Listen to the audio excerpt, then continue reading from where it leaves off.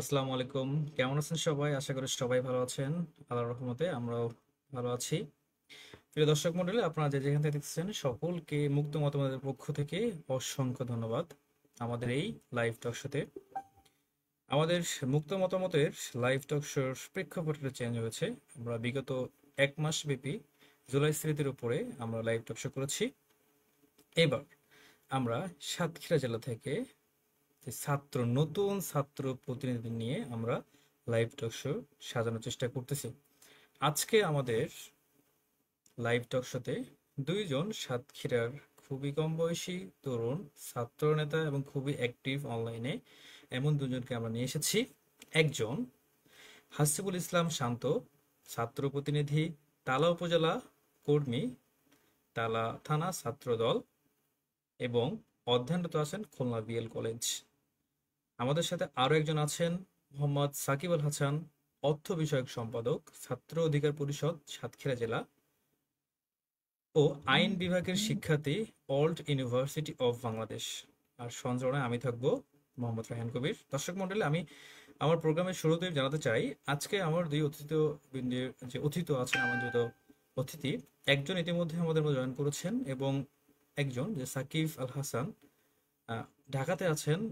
বৃষ্টির কারণে সাময়িকভাবে জয়েন করতে পারতেছে না, একটু পরে আমাদের সাথে জয়েন করবে। প্রাকৃতিক দুর্যোগ আসলে কারোর হাতে নেই, যার কারণেই আমাদের মধ্যে জয়েন করেছেন হাসিবুল ইসলাম শান্ত। হাসিবুল ইসলাম শান্ত ভাই, আসসালামু আলাইকুম, কেমন আছেন?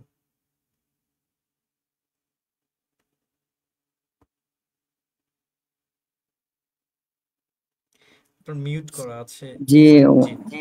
জি ধন্যবাদ। আলহামদুলিল্লাহ, আপনাদের দোয়া ভালোবাসাতে ভালো আছি। আপনি কেমন আছেন? জি, আলহামদুলিল্লাহ, আল্লাহর রহমতে ভালো আছি। আরো ভালো লাগবে যখনই আমাদের এই টক শোটা জমে উঠবে অনেক সুন্দরভাবে। দর্শক জি মণ্ডলী, আপনাদেরকে অসংখ্য ধন্যবাদ। সাতক্ষীরার মতো একটা প্রেক্ষাপটে, খুব ছোট একটা জেলা শহরে খুব ছোট্ট পরিসরে আমি শুরু করেছিলাম মুক্ত মতামতের লাইভ টক শো। যে টক শো আস্তে আস্তে সাতক্ষীরা অনেক মানুষের কাছে ছড়িয়ে গিয়েছে, অনেকেই ইন্টারেস্ট হচ্ছে। এই মুক্ত মতামতের লাইভ টক শো এর মূল উদ্দেশ্য আমি আপনাদের সামনে উপস্থাপন করছি। মুক্ত মতামতের লাইভ টক শো এর মূল উদ্দেশ্য হচ্ছে সাতক্ষীরা জেলার তরুণ যে ছাত্র প্রতিনিধি, তরুণ যে রাজনৈতিক ব্যক্তি হয়ে উঠে যাচ্ছে আমাদের সাতক্ষীরার বেশ অনেক নেতৃবৃন্দ, তাদেরকে নিয়ে একটা একটা চ্যানেলে নিয়ে আসা, যেটার মাধ্যমে শুধুমাত্র সাতক্ষীরা রাজনীতি সাতক্ষীরার মধ্যে না, পুরো বাংলাদেশে ছড়িয়ে যাক, এটাই আমি আশা করি। অসংখ্য ধন্যবাদ জানাই হাসিবুল ইসলাম শান্ত।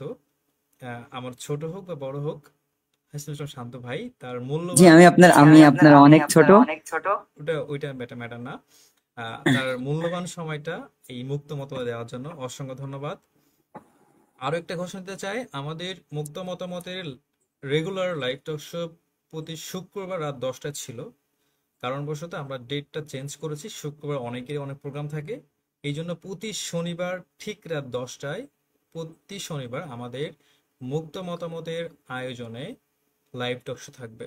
আমাদের সেকেন্ড পার্ট শুরু হয়েছে এবং এই লাইভ টক শোর মূল বিষয় ছাত্র রাজনীতি নিয়ে তরুণ ছাত্রদের ভাবনা।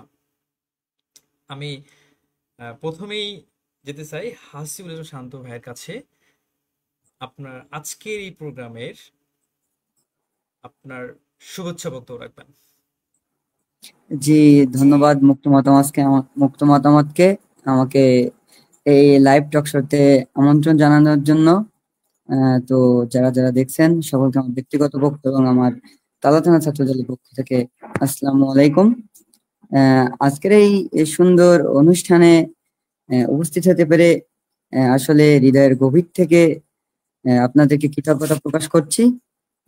তো বেশি কিছু বলতে চাচ্ছি না। আমরা 24 পরবর্তী সময়ে বাংলাদেশের প্রেক্ষাপটে যে এমন একটি দিন আসবে, এটা আমাদের কল্পনায়ও ছিল না। কিন্তু আসলে তরুণ জাগলে যে জাগে দেশ, সেটা এই 24 গণঅভ্যুত্থানের মাধ্যমে আমরা জানতে পেরেছি, দেখতে পেরেছি। তো আমাদের সর্বোপরি আহ শুধু একজন রাজনীতিবিদ হলে হবে না, আমাদেরকে মানুষ হতে হবে। তো মানুষ হতে হলে দরকার আমাদের নৈতিক মূল্যবোধ মানুষের সাহায্য করা, পরোপকারিতা, দেশপ্রেম। আসলে রাজনীতিটাকে এখন মানুষ শুধু যে নিজের ব্যক্তি স্বার্থকে দিয়ে হাসিল করার চেষ্টার জন্য রাজনীতিটাকে ব্যবহার করে। তো আমরা চাচ্ছি যে 24 পরবর্তী সময়ে বাংলাদেশের রাজনীতিটা মানুষের জন্য, দেশের কল্যাণে হোক, যেটা আমাদের জন্য মূল অঙ্গীকার। তো আমাদের কথা শুধু যেন আচরণ কর্মে নয়, মানবিকতার প্রতিফলন হয়। আমাদের লক্ষ্য থাকবে মানুষের পাশে থেকে আহ, সুন্দর সুন্দর কাজ করে মানুষের মনে যে আশা, মানুষ 24 পরবর্তী যে বাংলাদেশ প্রত্যাশা করে সেই প্রত্যাশা পূরণে। তো আমাদের আজকের প্রজন্মের দায়িত্ব বলতে গেলে আরো অনেক বেশি, কারণ আমাদের হাত ধরেই তৈরি হবে আগামী দিনের বাংলাদেশ। তাই আমরা যেন হিংসা, বিদ্বেষ, স্বার্থপরতা, অন্যায়ের পথে না গিয়ে সত্য, ন্যায়, ভালোবাসা, ঐক্যের মাধ্যমে নিজেদেরকে মানুষ হিসেবে করতে পারি। এই হোক আমাদের অঙ্গীকার। ধন্যবাদ আপনাকে। জি, হাসিবুল ইসলাম শান্ত ভাইয়ের চমৎকার কথা বলে আমি দেখেছি। আমি হাসিবুল ইসলাম শান্ত ভাইয়ের বেশ রাজনৈতিক মঞ্চে বক্তব্য দেওয়া বা বিভিন্ন অনুষ্ঠানে বক্তব্য দেওয়া আমি দেখছি, খুব চমৎকার বক্তব্য দিয়ে থাকেন হাসিবুল শান্ত ভাই। আমি যেতে চাই আমার আজকের প্রোগ্রামের কমেন্ট সেশনে আমাদের সাথে যুক্ত হয়ে গেছেন এমডি আকাশ শিকদার, খুলনা জেলা গণ অধিকার পরিষদের পক্ষ থেকে শুভকামনা। শুভকামনা এমডি আকাশ শিকদার। আহ, গণ অধিকার পরিষদের ছাত্র অধিকার পরিষদের প্রতিনিধি আজকে লাইভ টক শোতে আছেন আমন্ত্রিত অতিথি হিসেবে। উনি ঢাকাতে আছেন, আমি আবারও বলছি উনি ঢাকাতে আছেন, জ্যামে পড়েছেন, বৃষ্টি হচ্ছে। কিছুক্ষণের মধ্যে আমাদের সাথে জয়েন হবেন, কথা হচ্ছে, রানিং কথা হচ্ছে, এতটুকুই। আমাদের সাথে আরো যুক্ত হচ্ছেন পলাশ পাউল শিমুল। অসংখ্য ধন্যবাদ, উনি বলেছেন যে শান্তর জন্য শুভকামনা রইল।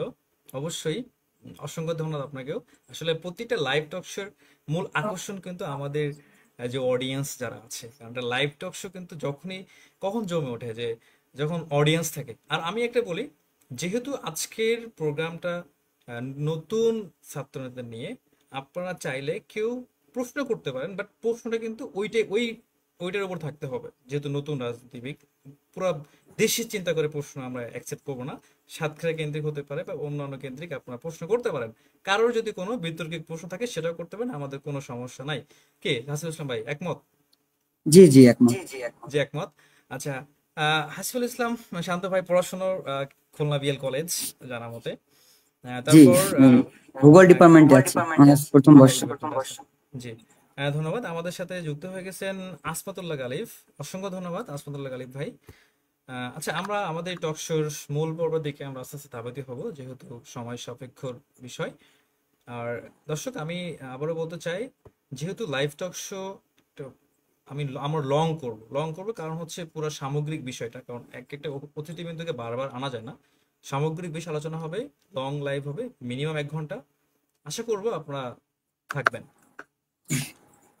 জি, আমি আবারও ধন্যবাদ জানাই আজকের ইতিমধ্যে যারা লাইভে যুক্ত হয়ে গেছেন, সকলকে অসংখ্য ধন্যবাদ। হাসিল ইসলাম শান্ত ভাই, রাজনৈতিক পথ চলা আমরা দেখেছি ফেসবুক পোস্টের বা বিভিন্ন ছাত্র দলের এই অনেক প্রোগ্রামে। এখন একজন শিক্ষার্থী হয়ে এখনই কি একবারে প্রফেশনালি রাজনীতিতে যুক্ত হওয়ার ইচ্ছা আছে, নাকি কোনটা আগে এইটাই আসি, যে প্রফেশনালের এখনই কি রাজনীতি ঢোকার ইচ্ছা, নাকি পড়াশোনার পাশাপাশি পার্ট অফ জি রাজনীতি? না, জি না, আসলে পড়াশুনো, একজন ভালো রাজনীতিবিদ হতে গেলে আপনাকে প্রথমে জ্ঞান আহরণ করতে হবে। তো যদি আমরা জ্ঞানী না হই, তো আমরা কখনো একজন ভালো রাজনীতিবিদ হয়ে উঠতে পারবো না।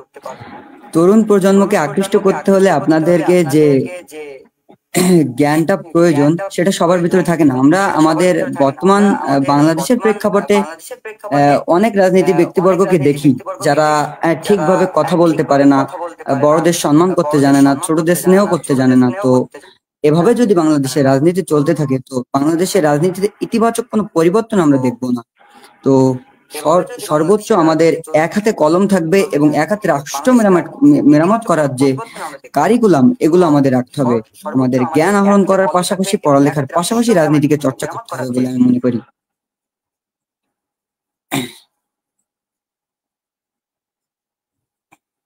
জি, আমিও আপনার সাথে সহমত। আশা করি আমার অডিয়েন্স তারাও সহমত হবেন, কারণ যেটা বললেন আসলে এটাই যৌক্তিকতা। যৌক্তিকতাটা বিষয়।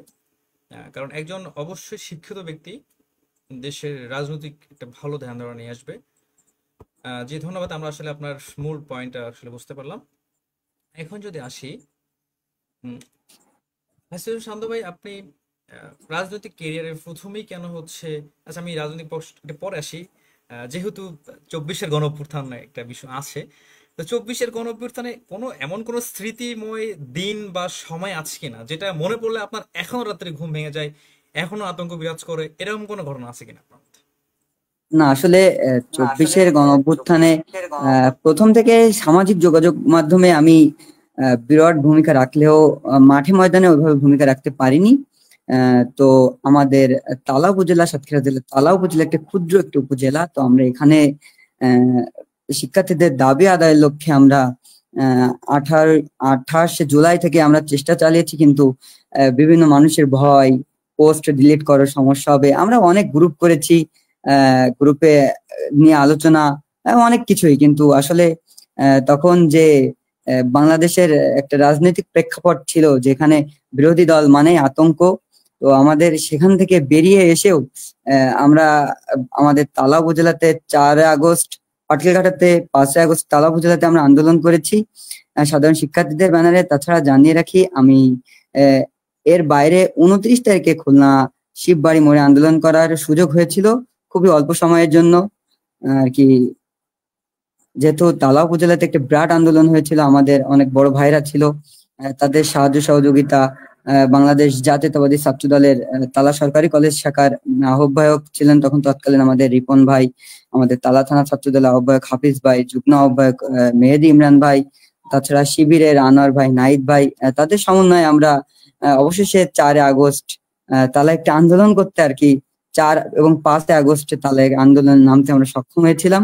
তো তাদের প্রতি কৃতজ্ঞতা যে তারা আমাদেরকে সর্বাত্মক সাহায্য সহযোগিতা করেছিল। তাছাড়া আমরা যে ফেসবুকে এইভাবে পোস্ট করতাম, তো তখন কিছু কিছু বড় ভাইরা আমাদের ছিল, ফোন দিত যে ভাইয়া তুই আজকে বাসায় থাকিস না, তুই যা আজকে অন্য কোথাও ঘুমা, এরকম। কিন্তু আমরা কখনো এগুলোকে, আসলে তখন এমন একটা সময় ছিল যে ভয় পেলে আমরা শেষ, তো ভয় না পেয়ে আমরা আমাদের যে দুর্বার আন্দোলন সেটাকে গড়ে গিয়েছি এবং চালিয়ে গিয়েছি।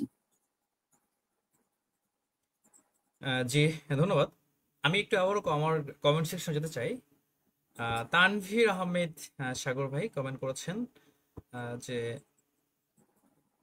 হোয়ার ইজ সাকিব ভাই, সাকিব ভাই কোথায়? আমি আবারও বলছি, তানভীর আহমেদ সাগর, আপনার উদ্দেশ্যেই, যে সাকিব আল হাসান বা আপনাদের সাকিব ভাই, উনি জামে পড়েছেন, ঢাকাতে আছেন, যেহেতু বৃষ্টি হচ্ছে যার কারণে লেট হচ্ছে, উনি খুব শীঘ্রই আমাদের মধ্যে জয়েন করবেন। আহ, আমাদের রাকিবুল ইসলাম কমেন্ট করেছেন সাকিবের জন্য শুভকামনা রইল প্রিয় অর্থ সম্পাদক। ধন্যবাদ রাকিবুল ইসলাম। আসফাতুল্লাহ গালিফ কমেন্ট করেছেন নয়েজ আসতেছে শান্ত ভাইয়ের এখান থেকে। আচ্ছা, রাকিবুল ইসলাম আবার কমেন্ট করেছেন হাসিবুল ইসলাম তোমার জন্য শুভকামনা রইল। আসফাতুল্লাহ গালিফ কমেন্ট করেছেন শুভকামনা রায়হান ভাই। আচ্ছা, আমি একটু প্রোগ্রামের শুরুতেই একটা কথা বলি, যে যারা আছেন, যারা এই লাইভটা দেখতেছেন, লাইভে দেখেন বা পরবর্তীতে ভিডিও আকারে দেখেন, আপনাদের ব্যক্তিগত পার্সোনাল জায়গা থেকে আসলে এই মুক্ত মতামতের লাইফটা আপনাদের কাছে কেমন লাগে বা পজিটিভ ভাবে আপনারা নিচ্ছেন কিনা, এটার যৌক্তিকতা আছে কিনা, আপনারা অবশ্যই কমেন্ট করে জানাবেন। আপনাদের যদি মনে হয় যেটা কোনো যৌক্তিকতা নাই, তাহলে হয়তো আমি এটা স্টপ করে দেবো। আর যদি মনে হয় না আপনাদের কাছে যেটা অবশ্যই যৌক্তিকতা আছে, তো এইটা আমি আরো কন্টিনিউ করব এবং ভালো পরিসরে করব। এবং আপনাদের সাড়া পেলে, আপনাদের যেভাবে আমার লাইভগুলো ভিউ হচ্ছে, মানে যদি সবার একটা সাড়া পাই, তাহলে আমি সাতক্ষীরাতে খুব ভালো পরিসরে এটা করার চেষ্টা করব এবং সরাসরি লাইভ টক শোর ব্যবস্থা করব। অসংখ্য ধন্যবাদ। আমি আবারও যেতে চাই হাসিল সন্তোষ ভাইয়ের কাছে, যে আহ, জুলাই আমরা কথা বললাম, জুলাই পরবর্তী আসি, যে 5ই আগস্টের পরে আমরা যদি কথা বলতে চাই, অনেক কথা আসে, অনেক কথা আসে, জুলাইয়ের ক্রেডিট থেকে শুরু করে অনেক কিছু, বাট আমরা এই কথা যাব না, যেহেতু আমাদের প্রেক্ষাপট আজকে ভিন্ন। বলতে চাই হাসিল শান্ত ভাইয়ের ব্যক্তি কেন্দ্রিক দিক থেকে ছাত্র দলটা কেন পছন্দ হলো? আগে থেকে কি ভালোবাসা ছিল, নাকি এখন হচ্ছে ভালোবাসার জায়গাটা তৈরি হচ্ছে? মানে ছাত্র দলটাই কেন? আরো তো বাংলাদেশে আরো অনেক অনেক দল ছিল, ছাত্র শিবির ছিল, নতুন এনসিপির দল ছিল, গণ অধিকার ছিল, তাদের দল ছিল, অনেক অনেক ছিল, বাট কেন ছাত্র দলেরটা পছন্দ হলো? বা এটা জি আগে ছিল আসলে নাকি? জি। এটা পারিবারিক ভাবে আর কি। পারিবারিকভাবে আমার বাবা বাংলাদেশ জাতীয়তাবাদী দল বিএনপির সঙ্গে যুক্ত। তো সেই ধারা থেকেই শিক্ষা জীবনে বাংলাদেশ জাতীয়তাবাদী ছাত্র দলকে বেছে নেওয়া। তো সে 2022 সাল থেকে আর কি বাংলাদেশ জাতীয়তাবাদী ছাত্র দলের সঙ্গে পথ চলা। বাংলাদেশ জাতীয়তাবাদী ছাত্র দল শুধু একটি দল না, এটা হাজার হাজার লক্ষ লক্ষ মানুষের, কোটি কোটি মানুষের যে ভালোবাসার একটি সংগঠন, একটি আস্থার জায়গা, সাধারণ মানুষের আস্থার জায়গা। বাংলাদেশ জাতীয়তাবাদী ছাত্র দল শুধু একটি রাজনৈতিক সংগঠন নয়, এটি একটি গণতন্ত্র পুনরুদ্ধারের যে যুগোপযোগী আন্দোলন হয়েছে বাংলাদেশে। সেই স্বৈরাচার এরশাদের আমলে থেকে 24 সাল পরবর্তী সময় পর্যন্ত যতগুলো গণতন্ত্র পুনরুদ্ধারের আন্দোলন হয়েছে, বাংলাদেশ জাতীয়তাবাদী ছাত্র দল সেখানে সম্মুখ সারিতে থেকে নেতৃত্ব দিয়েছে। বাংলাদেশ জাতীয়তাবাদী ছাত্র দল 1971 সালের মহান মুক্তিযুদ্ধকে ধারণ করে, লালন করে। এজন্য আর কি বাংলাদেশ জাতীয়তাবাদী ছাত্র দলকে বেছে নেওয়া। জি, আচ্ছা, বুঝলাম সেটা। পারিবারিক থেকেই আসলে ছাত্র দলের প্রতি ভালোবাসা চলে এসেছে এটা। আরেকটা বিষয় যে যে আমার এখানে আরো কমেন্ট করছেন, যে আবারও যাই একটু কমেন্ট সেকশনে। মাহিম ভাই খোঁজ করছেন সাকিব ভাই, আমি আবারও বলছি সাকিবুল হাসান উনি জ্যামে পড়েছেন, উনি কিছুক্ষণের মধ্যে আমাদের মধ্যে জয়েন হয়ে যাবেন। আসমাতুল্লাহ গালিব কমেন্ট করেছেন, এগিয়ে যান রায়হান, আগামীতে আমরা সাতক্ষীরাতে সরাসরি লাইভ শুরু করতে চাই ইনশাআল্লাহ। আপনাদের সাড়া পেলে ইনশাআল্লাহ সাতক্ষীরাতে অবশ্যই সরাসরি লাইভ টক শোর আমরা ব্যবস্থা করব মুক্ত মতের পক্ষ থেকে। আমি আমার টক শোর ধারায় ফিরতে চাই। দর্শক মণ্ডলী, আমি আবার বলতে চাই, আজকের লাইভ টক শো যারা ইতিমধ্যেই আমাদের লাইভ টক শো জয়েন হয়ে গেছেন সকলকে মুক্ত মতামতের পক্ষ থেকে অসংখ্য ধন্যবাদ। আমাদের আজকের আলোচনা লাইভ টক শো বিষয় ছিল ছাত্র রাজনীতি নিয়ে তরুণ ছাত্রদের ভাবনা, এবং সেটা জুলাই স্মৃতি ছিল, অর্থাৎ কোনো স্মৃতি আছে কিনা সেটা, বাট আমাদের মূল পার্ট ছিল যে ছাত্র রাজনীতি নিয়ে তরুণ ছাত্রদের ভাবনা। আজ ছিল প্রোগ্রাম, আজকে লাইভ রাত 10টা ছিল। আমাদের আমন্ত্রিত অতিথিবৃন্দ ছিল হাসিবুল ইসলাম শান্ত, ছাত্র প্রতিনিধি তালা উপজেলা কর্মী, তালা ছাত্র দল, তালা থানা ছাত্র দল, এবং সাকিবুল হাসান অর্থ বিষয়ক সম্পাদক, ছাত্র অধিকার পরিষদ সাতক্ষীরা জেলা। আমাদের টকশে আরো জয়েন হয়ে গিয়েছেন, সরি আমাদের লাইভে জয়েন হয়ে গেছেন পলাশ পাউল শিমুল। ছাত্রদের বিভিন্ন ন্যায়সঙ্গত দাবি দেওয়ার প্রেক্ষিতে তরুণ ছাত্র নেতাদের ভাবনা কি, ছাত্র নেতারা কি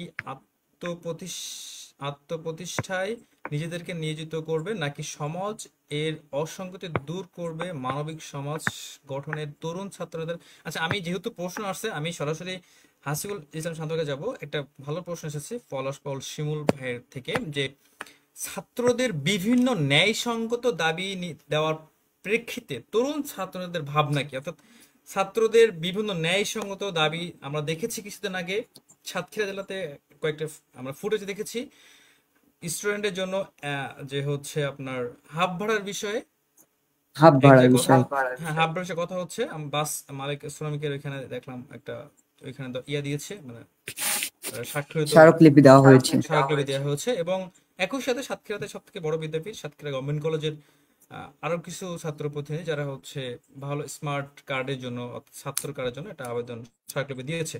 তো এই যে ছাত্রদের বিভিন্ন ন্যায়সঙ্গত দাবি দেওয়ার প্রেক্ষিতে তরুণ ছাত্রনেতা হাসিবুল শান্তর দৃষ্টিকোণ থেকে এটা কেমন ভাবনা কি আছে? আসলে ছাত্র রাজনীতিকে নিরাপদ অথবা করতে হলে আমাদের সবার আগে শিক্ষাঙ্গনকে সহিংসতা মুক্ত করতে হবে। আসলে ন্যায়সঙ্গত দাবি আমাদের তখনই আসবে যখন শিক্ষা প্রতিষ্ঠানে একটি সুষ্ঠু ধারার রাজনীতির চর্চা হবে। আপনি আমি চাইলেই কিন্তু যে কোনো মানুষের ভিতরে ন্যায়বোধ, যেটা এটা অন্যায়, এটা করলে আমার ঝামেলা হবে, কিন্তু এটা সমাজের জন্য ক্ষতিকর, এটা সবার ভিতরে থাকে না, এই মনুষ্যত্বটা সবার ভিতরে থাকে না। তো এটাকে যদি ন্যায় এবং সুষ্ঠু ধারার রাজনীতির চর্চা করতে হয় এবং ছাত্রদের যে অধিকারগুলো, তো আপনারা দেখছেন যে কিছুদিন ধরে সাতক্ষীরাতে একটা রেল আন্দোলন করা হচ্ছে, আমাদের সাতক্ষীরা নাজমুল হাসান রনি ভাই দেখছি যে সাতক্ষীরা মেডিকেল কলেজ হাসপাতালে একটি বড় দুর্নীতি চক্র নিয়ে তুলে ধরছে। তো আসলে অন্যায়ের বিরুদ্ধে রুখে দাঁড়াতে তো কোনো পদ বলেন পদবি বলেন এগুলো লাগে না। তো ছাত্রদের যে ন্যায় যে দাবিগুলো, এই দাবিগুলো আসলে যদি করা হয় তো কেউ ফেলতে পারে না। তো আমরা বাংলাদেশ জাতীয়তাবাদী ছাত্রদল সবসময় ছাত্রদের ন্যায় অধিকার এবং তারা যেন মানুষের মতো মানুষ হতে পারে এবং দেশের সুষ্ঠুভাবে রাজনীতি চর্চা করতে পারে, এরকম মানুষ, এরকম কর্মী বাংলাদেশ জাতীয়তাবাদী ছাত্রদল তৈরি করে থাকে। তাছাড়া বাংলাদেশের প্রেক্ষাপটে বাংলাদেশ এমন একটি দেশ যেখানে মানুষের থেকে এখন বর্তমানে বলতে গেলে যে নেতা বেশি। তো এই বিষয়টিকে দেখে যে সবাই যে দাবি করবে সব দাবি যে মানতে হবে এটা না, তবে আমাদের খেয়াল রাখতে হবে যে কোন দাবিগুলো মানলে আমাদের সমাজের জন্য ভালো হবে, কোনটা মানলে আমাদের জন্য উপকার হবে। এরকম দাবি, যেমন সাতক্ষীরাতে আমাদের বাস ভাড়া কমানো, ছাত্রদের জন্য বাস ভাড়া কমানো একটা যৌক্তিক দাবি। তো এরকম দাবি যদি শিক্ষার্থীদের আসে, তাছাড়া যে প্রতিটা ক্যাম্পাসে যে ছাত্র সংসদ নির্বাচন, সুষ্ঠু ধারার রাজনীতি চর্চা, যেমন আমরা ঢাকা বিশ্ববিদ্যালয়ে যে ডাকসু যে রমরমা পরিবেশ আমরা দেখতে পাচ্ছি, এরকম প্রতিটা ক্যাম্পাসে যদি এরকম ডাকসু ছাত্র সংসদ নির্বাচন করা হয়, তাহলে এখান থেকে ছাত্রদের যে অধিকারগুলো, তারা ছাত্রদের অধিকার নিয়ে কাজ করবে। যে সমস্যাগুলো আছে তারা শিক্ষা প্রতিষ্ঠান থেকে এগুলো বের করে সাধারণ শিক্ষার্থীদেরকে আর কি ভালো সাপ্লাই তারা দিতে পারবে বলে আমি মনে করছি, এবং ন্যায় ভিত্তিক সমাজ গড়ার লক্ষ্যে তারা কাজ করতে পারবে। অর্থাৎ আমরা বলতে পারি ডাকসু নির্বাচন কথাটা বললেন, ডাকসু যেহেতু প্রসঙ্গ আসলো, আমরা দেখতে পাচ্ছি প্রতিনিয়ত ডাকসু নিয়ে অনেক টক শো, অনেক লাইভ, অনেক ভিডিও আমরা দেখতে পাচ্ছি। একটা খুব রমরম পরিবেশ এবং খুব এটা কিন্তু একটা পজিটিভ দিক। যেহেতু সামনে বাংলাদেশের জাতীয় নির্বাচন সামনে আছে, তার আগে এই যে নির্বাচনটা হচ্ছে, এটা আসলে কিন্তু বাংলাদেশের প্রত্যেকটা মানুষের নজর এখন ডাকসু নির্বাচন আমি মনে করি। এবং এটার পরে আপনি যেটা বলেন ছাত্র সংসদে প্রতিটা ক্যাম্পাস ভিত্তিক রাজনীতি, আসলে এই ক্যাম্পাস ভিত্তিক রাজনীতিটা আসলে আমি যদি এই প্রসঙ্গে আসি, তাহলে এই যে ক্যাম্পাস ভিত্তিক রাজনীতিটা আসলে এটা সুফল কতটুকু আসবে আর কুফল কতটুকু আসবে, আমরা জানি প্রত্যেক দেশের ভালো এবং খারাপ দিক দুইটা আছে। যদি প্রত্যেকটা কলেজ ক্যাম্পাসে রাজনীতি করা হয়, এর ভালো কোনগুলো দিক হতে পারে এবং খারাপ কোনগুলো আসতে পারে, এটা এই বিষয়ে আপনার আচ্ছা কি মনে আচ্ছা, হয়? এখানে এখানে বাংলাদেশে দীর্ঘ 16টি বছর ধরে যে লেজুর ভিত্তিক রাজনৈতিক চর্চা করা হয়েছে, এখান থেকে আমাদের প্রথমত বেরিয়ে আসতে হবে। যে ওরা এগুলো করছে, দেন ওরা করছে, এটা আমাদের করতে হবে, না করলে আমাদের রাজনীতি টিকবে না।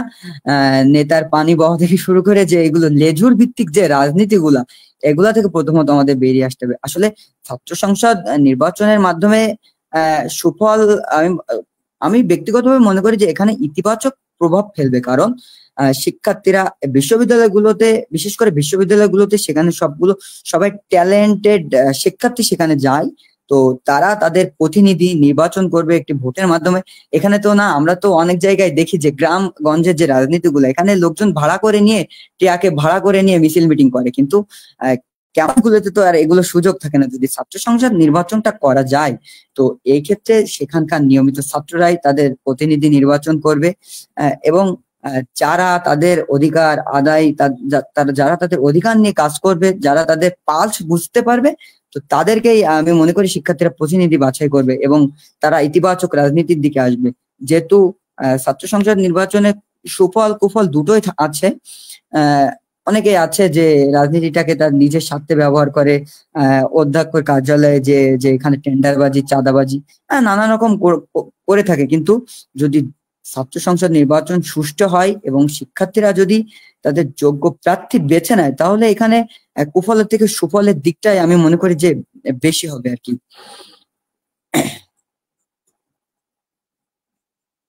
জি, ধন্যবাদ। আসলে আপনার উত্তর প্রশ্ন একেবারে সঠিক, আমি এটাই মনে করি যে আমরা দেখেছি এলাকাতে, যে আপনি যেটা বললেন আপনার কথা আমি একটু বলি, যে ভাড়া করে একটা রাজনৈতিক হচ্ছে মিছিল মিটিং করা বা ছাত্র ক্যাম্পাস বা কলেজ ক্যাম্পাসে কিন্তু এটা কখনোই আর সম্ভব বিগত না। 16টি বছর এরকম দেখে আসছি। কিন্তু কিন্তু কলেজ ক্যাম্পাসে কিন্তু এটা কখনোই পসিবল না, কারণ এটা এটা কখনো সাধারণ সম্ভব। পসিবল না। আর শিক্ষার্থীরা যখন একটা ছাত্র সমাজ, একটা শিক্ষিত জনগোষ্ঠী যখন রাজনৈতিক মধ্যে আসবে, তখন হয়তো আমাদের এই দেশের দুর্নীতি, এই দেশের অনেক উন্নয়ন করা সম্ভব হবে এটা মনে করি। আসিফ হাসান আকাশ কমেন্টে আছেন। আমি আবারও যেতে চাই, আমাদের ইতিমধ্যেই আমাদের জয়েন করবে কিছুক্ষণের মধ্যেই সাইফুল হাসান, কথা হলো কিছুক্ষণের মধ্যে জয়েন দিচ্ছে। তো আমি আবার একটু কমেন্টে যেতে চাই। আমি অসংখ্য ধন্যবাদ দিতে চাই আজকের লাইভে যারা ইতিমধ্যেই আমাদের লাইভটা দেখছেন, তা সকলকে অসংখ্য ধন্যবাদ। আমি কৃতজ্ঞতা জানাই এমডি আকাশ শিকদার, উনি প্রথমে আজকে কমেন্ট করেছেন। খুলনা গণ অধিকার পরিষদের পক্ষ থেকে শুভেচ্ছা জানাই। আমি আবার ওটা পড়তেছি। পলাশ পাউল উনি কমেন্ট করেছেন, আসমতুল্লাহ গালিব কমেন্ট করেছেন, রাকিবুল ইসলাম, তানভীর আহমেদ, মাহিম, অনেকে আছেন। আমাদের মধ্যে এক ভাই কমেন্ট করেছেন আসিফ হাসান আকাশ। আমি আরো বলতে চাই দর্শক মন্ডলী, আপনারা যারা দেখছেন, আপনাদের কাছে যদি আহ, তরুণ ছাত্র নেতাদের প্রাসঙ্গিক কোনো প্রশ্ন থাকে, আপনারা অবশ্যই কমেন্ট করতে পারেন। আমরা আমাদের দৃষ্টিকোণ থেকে, অর্থাৎ আমাদের আজকে যে আমন্ত্রিত অতিথি আছে তাদের দৃষ্টিকোণ থেকে সেগুলোর উত্তর দেওয়ার চেষ্টা করব। আসিফ হাসান আকাশ কমেন্ট করেছেন যে চাঁদাবাজির জন্য প্রতিদিন যে নিউজ ভাইরাল হচ্ছে, এই ব্যাপারে কি বলবে, ক্ষমতায় আসার পর এটা কিভাবে বন্ধ করবে আসলে। অর্থাৎ উনি যেভাবে বলতে যাচ্ছেন, আগামীতে যে জাতীয় নির্বাচন, সেই জাতীয় নির্বাচনে যদি জাতীয়তাবাদী দল বিএনপি যদি ক্ষমতায় আসে, তার তার জায়গা থেকে, অর্থাৎ ছাত্র দলের পক্ষ থেকে এই যে চাঁদাবাজির বিষয়ে রুখে দেওয়ার বিষয়টা কিভাবে করা যায়, এরকম একটা প্রশ্ন করেছে। বা এরকম কি পরিকল্পনা আছে যে এইগুলা করলে আমাদের সমাজ থেকে, অর্থাৎ মানে কি করলে আমাদের সমাজ থেকে দুর্নীতিটা রুখে দেওয়া সম্ভব, এরকম একটা প্রশ্নটা আছে। জি রায়হান ভাই, আপনার কথা বেঁধে বেঁধে আসতেছে, তো আপনার নেটওয়ার্ক। হতে পারে নেট সমস্যা হবে, যেহেতু আমরা ভার্চুয়াল লাইভ করতেছি, এটা হবে। হ্যাঁ যে হ্যাঁ। প্রশ্নটা ছিল সেটা হচ্ছে যে চাঁদাবাজির আমরা কিন্তু দেখেছি যে প্রতিদিনই হচ্ছে বিভিন্ন চাঁদাবাজি। আমরা দেখেছি কিছুদিন আগে সিলেটের যে একটা সৌন্দর্য, আমি নিজেই গিয়েছি, আমি 2022 সালে গিয়েছি সিলেটের যে সাদা পাথর, এখানে জায়গাটা বেশ সুন্দর একটা জায়গা। বাট রিসেন্টলি আমরা দেখেছি একটা সমন্বিত চক্র, এটা আমি বলবো না রাজনৈতিক চক্র, আমি বলবো এটা তাদের ব্যক্তি চক্র। হ্যাঁ, এটা কোনো দলের রাজনীতির সাথে আদর্শের সাথে মিলে না, কোনো দলেরই মিলে না। তো এই যে একটা দুর্নীতি, এই দুর্নীতিগুলো আসলে কি, মানে কি করলে আর কি, যেহেতু আমরা ভেবেছিলাম যে 24-এর গণ অভ্যুত্থানের পরে দেশের দুর্নীতি কমে যাবে, টেন্ডারবাজি কমে যাবে, তারপরে হয়রানি কমে যাবে, মার্ডারের সংখ্যা কমে যাবে, গুম কমে যাবে। কিন্তু আমরা দেখতে পাচ্ছি যে আমরা কিন্তু আমার বয়সের আমি ফার্স্ট দেখতেছি পাথর লুট হচ্ছে, একবারে পুরো পাথর মানে হাওয়া করে দিচ্ছে বাংলায় বলতে গেলে। বাট এইটা কি করলে আসলে বাংলাদেশ থেকে দুর্নীতিটা আসলে সম্ভব কিনা, আর কি করলে সম্ভব, এইটা জানতে চাই আপনার দৃষ্টিকোণ থেকে কি বলতে চাচ্ছেন।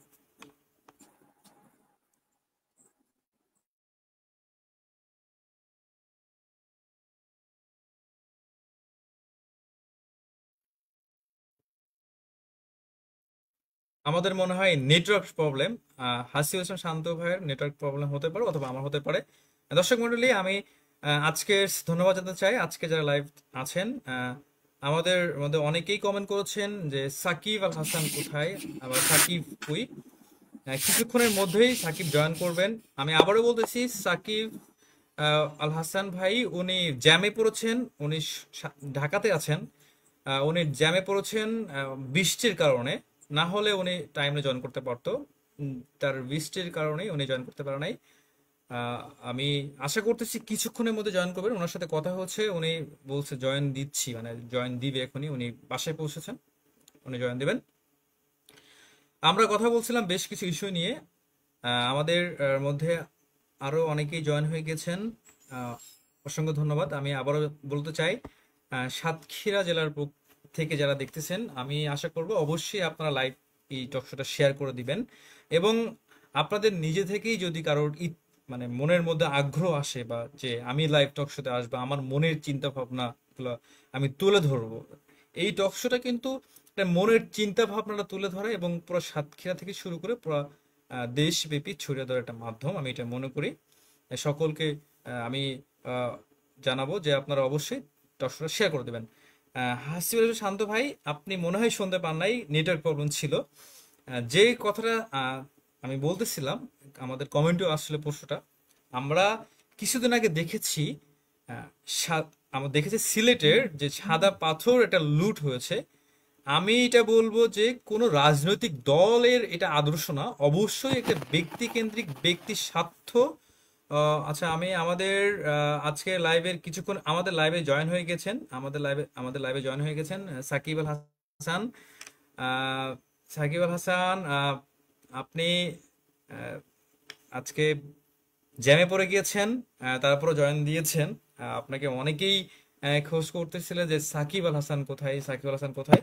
আসলে ঢাকার যে পরিবেশ, ঢাকার যে পরিবেশ, যে যান্ত্রিক শহর, যেটা জ্যামের একটা শহর আমরা বলে থাকি, সেই শহরের মতো টাইমলি সব জায়গায় পৌঁছানো এটা খুবই টাফ। সাকিব আল হাসান জয়েন করেছেন। আহ, সাকিব আল হাসান, আপনি কি কথা শুনতে পাচ্ছেন?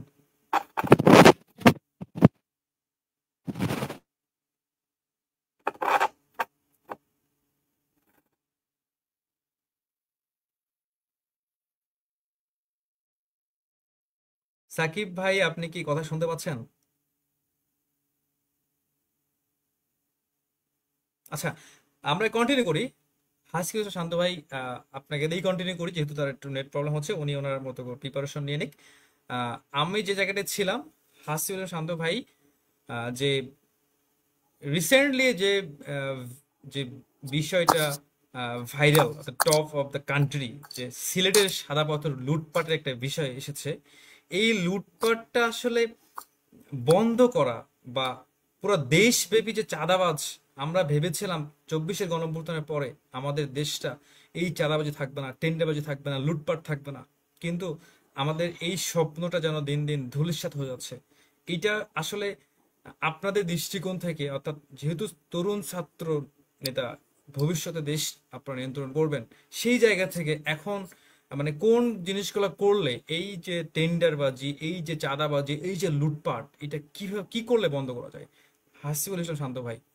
জি ভাই, আসলে যে সিলেটের যে ঘটনা ঘটেছে এটা আসলে খুবই দুঃখজনক। তো বাংলাদেশের প্রেক্ষাপটে এমন ঘটনা নজিরবিহীন। তো আমরা দেখেছি যে কোনো একটি নির্দিষ্ট গোষ্ঠী তারা এই লুটপাটের সঙ্গে জড়িত।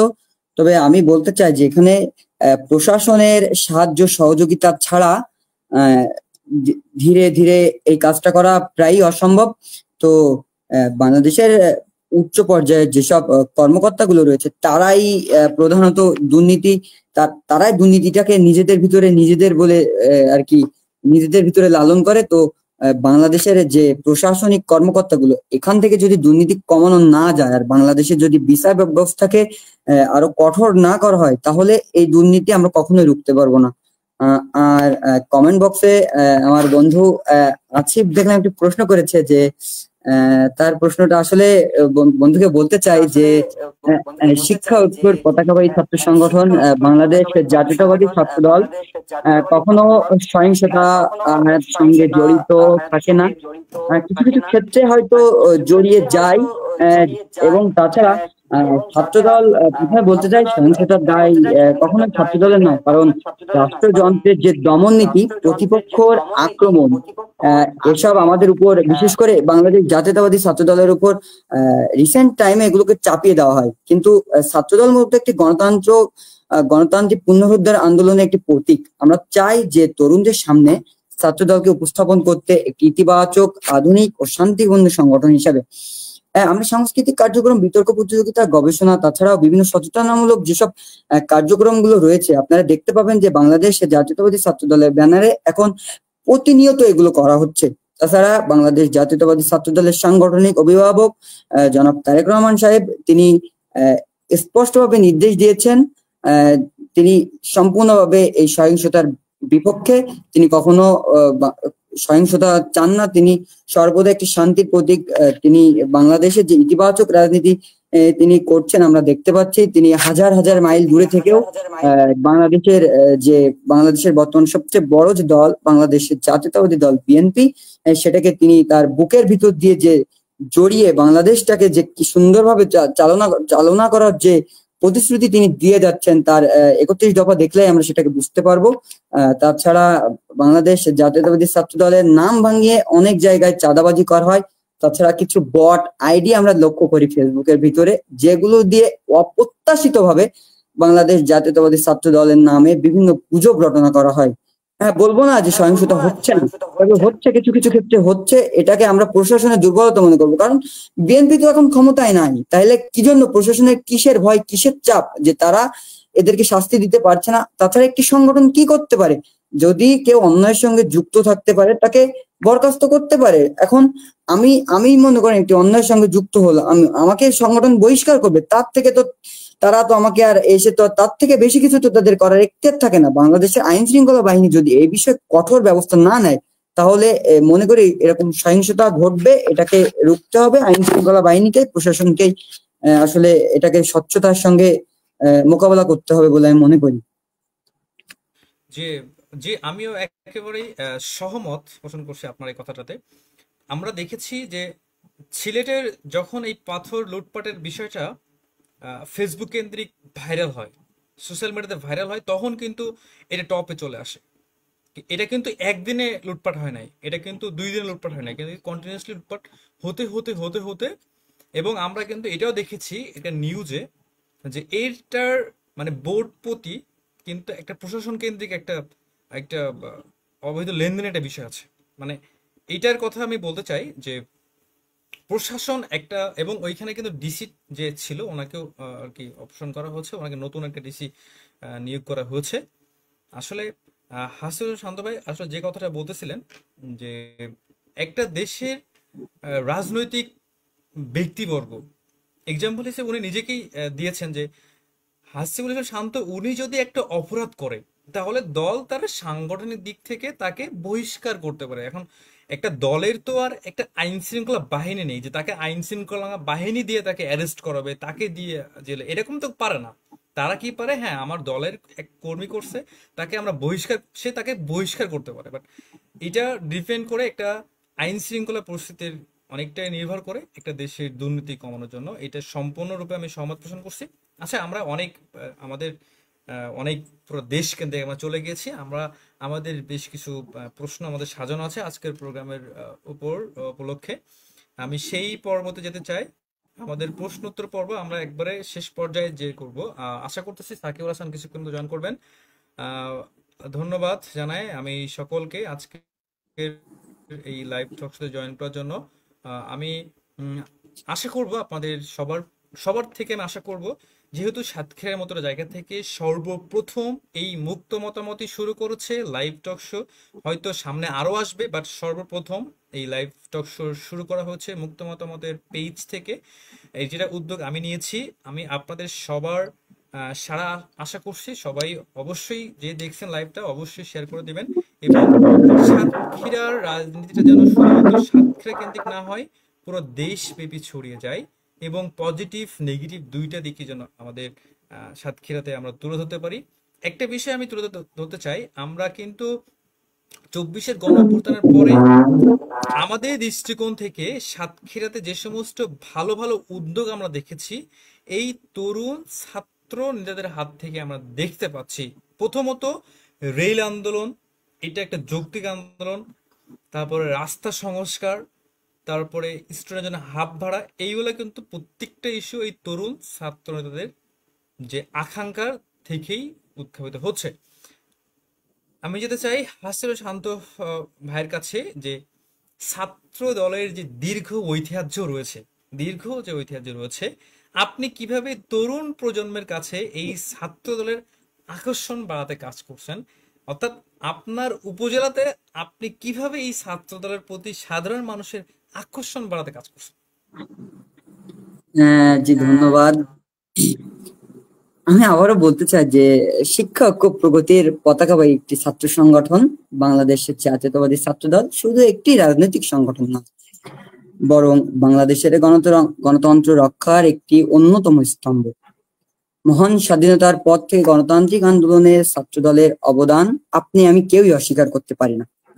তরুণ প্রজন্মকে আকৃষ্ট করতে আমি চাই একটি ছাত্র দল কিভাবে গড়ে উঠবে, এবং আমি আমার উপজেলাতে অলরেডি অনেকগুলো আমার উপজেলার আহ্বায়ক সদস্য সচিব তাদেরকে সঙ্গে নিয়ে অনেকগুলো অ্যাক্টিভিটি আমরা করেছি ইতিমধ্যে।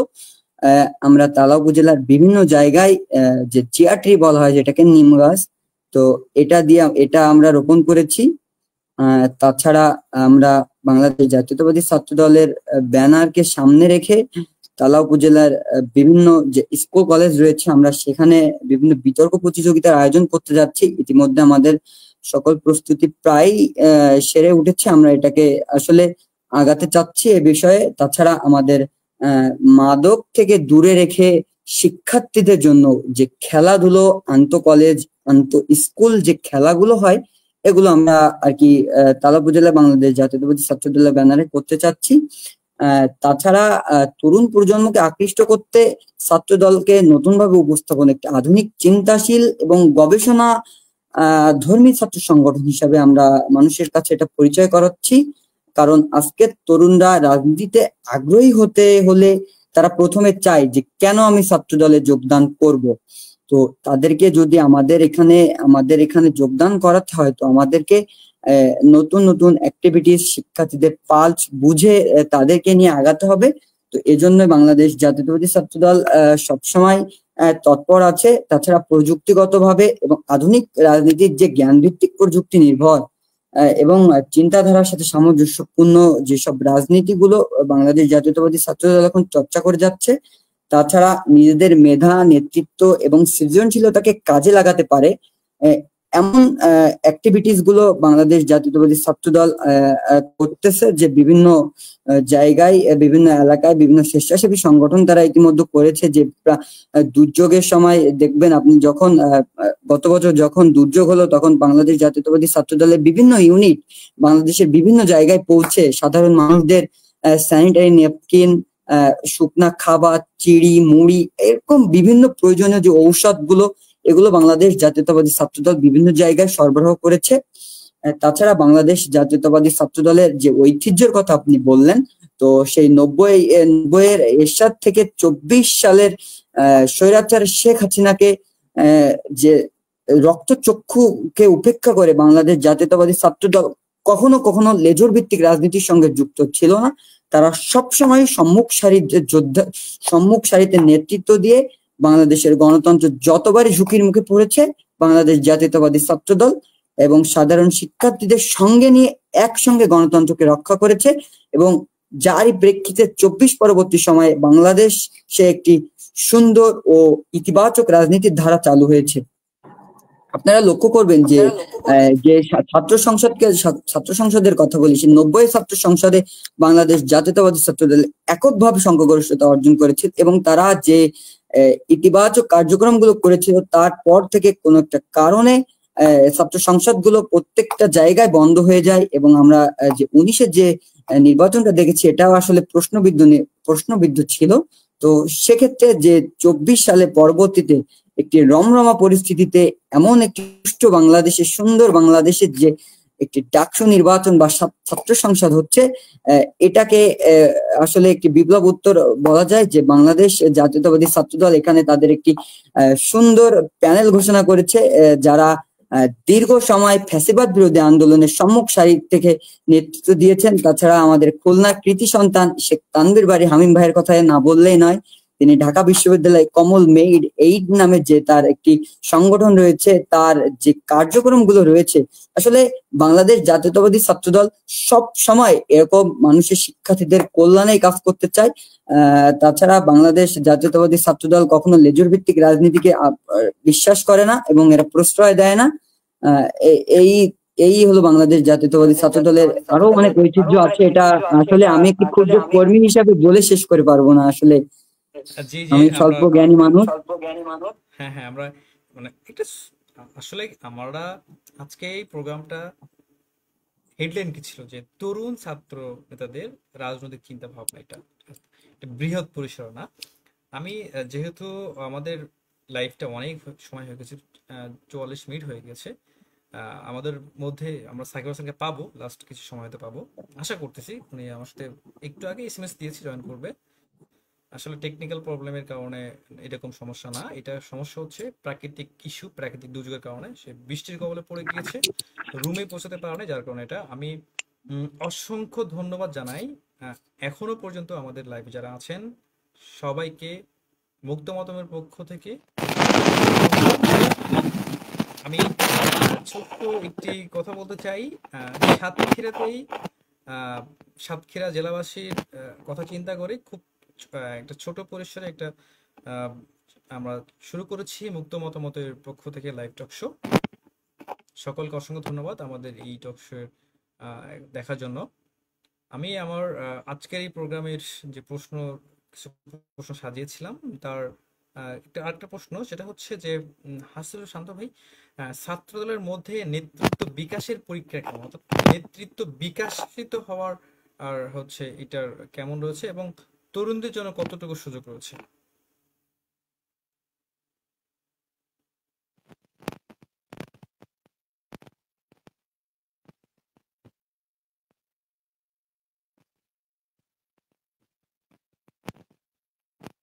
আমার মনে হয় হেডফোনের সমস্যা, নেট সাউন্ড আসতেছে না, সাউন্ড আসতেছে না।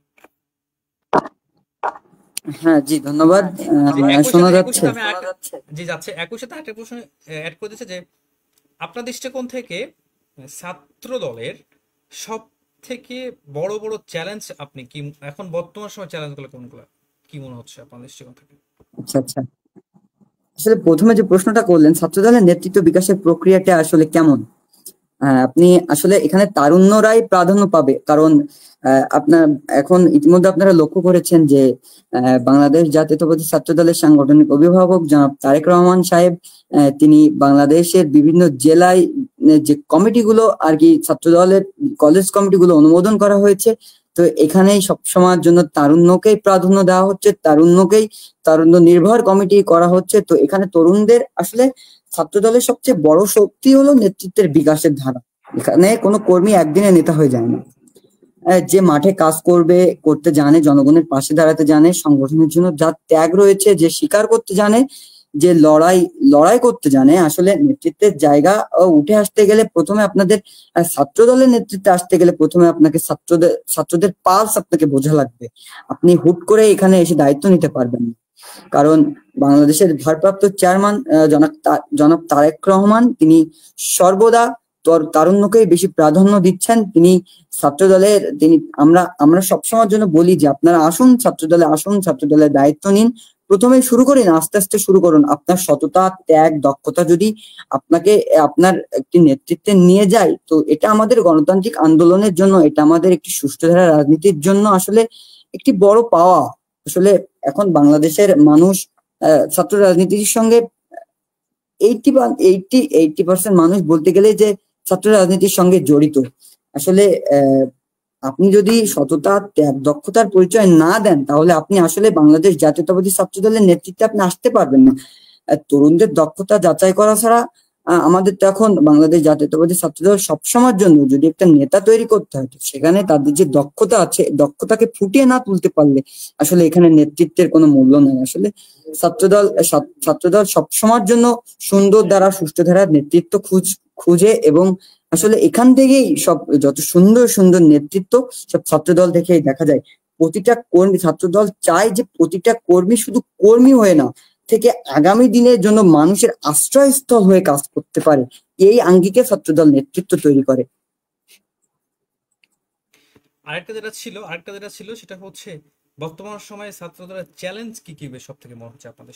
এখন আসলে বর্তমান সময়ে বাংলাদেশ ছাত্রদলের সব থেকে বড় চ্যালেঞ্জ হচ্ছে বট বাহিনীকে প্রতিহত করা, কারণ বট বাহিনী যেভাবে বাংলাদেশ জাতীয়তাবাদী ছাত্রদলের উপরে উঠে পড়ে লেগেছে, তো এটাকে আসলে বাংলাদেশ জাতীয়তাবাদী ছাত্রদলের সোশ্যাল মিডিয়া গুলোতে অ্যাক্টিভিটি অন্যান্য সংগঠনগুলোর মতো নয়। আসলে বট বাহিনী আছে, আপনি দেখবেন যখন আমি একটি ইতিবাচক বা কোনো একটি ছাত্রদল নিয়ে কোনো একটি পোস্ট করব, যদি সেটা তাদের পছন্দ না হয়ে থাকে, তাহলে দেখবেন আপনি তারা কিভাবে এসে কমেন্টে বিভিন্ন যে অজানা সত্য উন্মোচন, সত্য পথের পথিক, এই ফেক আইডির এই যে অ্যাক্টিভিটি গুলো, এইগুলোই বাংলাদেশ জাতীয় ছাত্র দলের কাছে এখন সব থেকে বড় চ্যালেঞ্জ।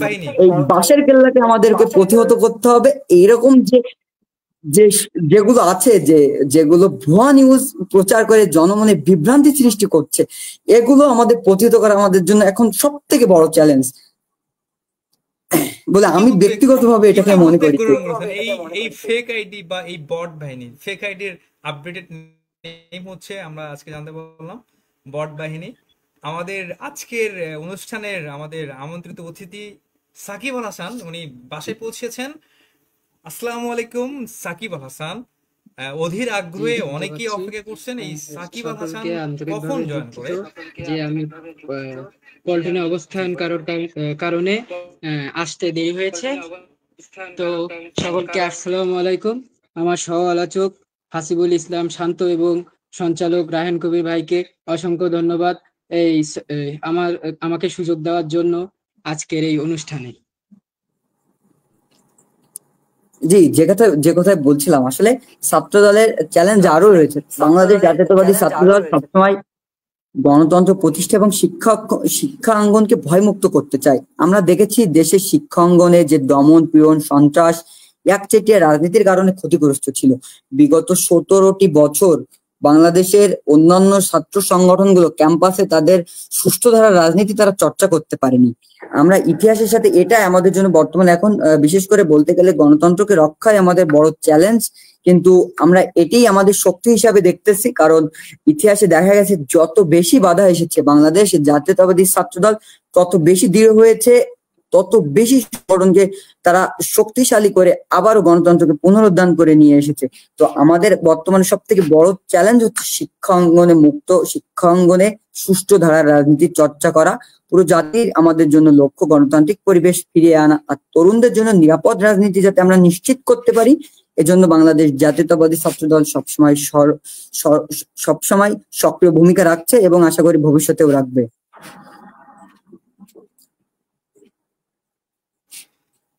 জি, অসংখ্য ধন্যবাদ। আমরা এবার কথা বলবো সাকিব আল হাসানের থেকে। সাকিব আল হাসান জয়েন করেই বলেছেন, আমি আবারও বলতে চাই, সুপ্রিয় দর্শক মন্ডলী, আসলে আমরা আন্তরিকভাবে দুঃখিত। আসলে এটা যে দুঃখ প্রকাশ করার কারণটা হচ্ছে প্রাকৃতিক দুর্যোগের কারণে সাকিব আল হাসান বৃষ্টিতে আটকে গিয়েছিল।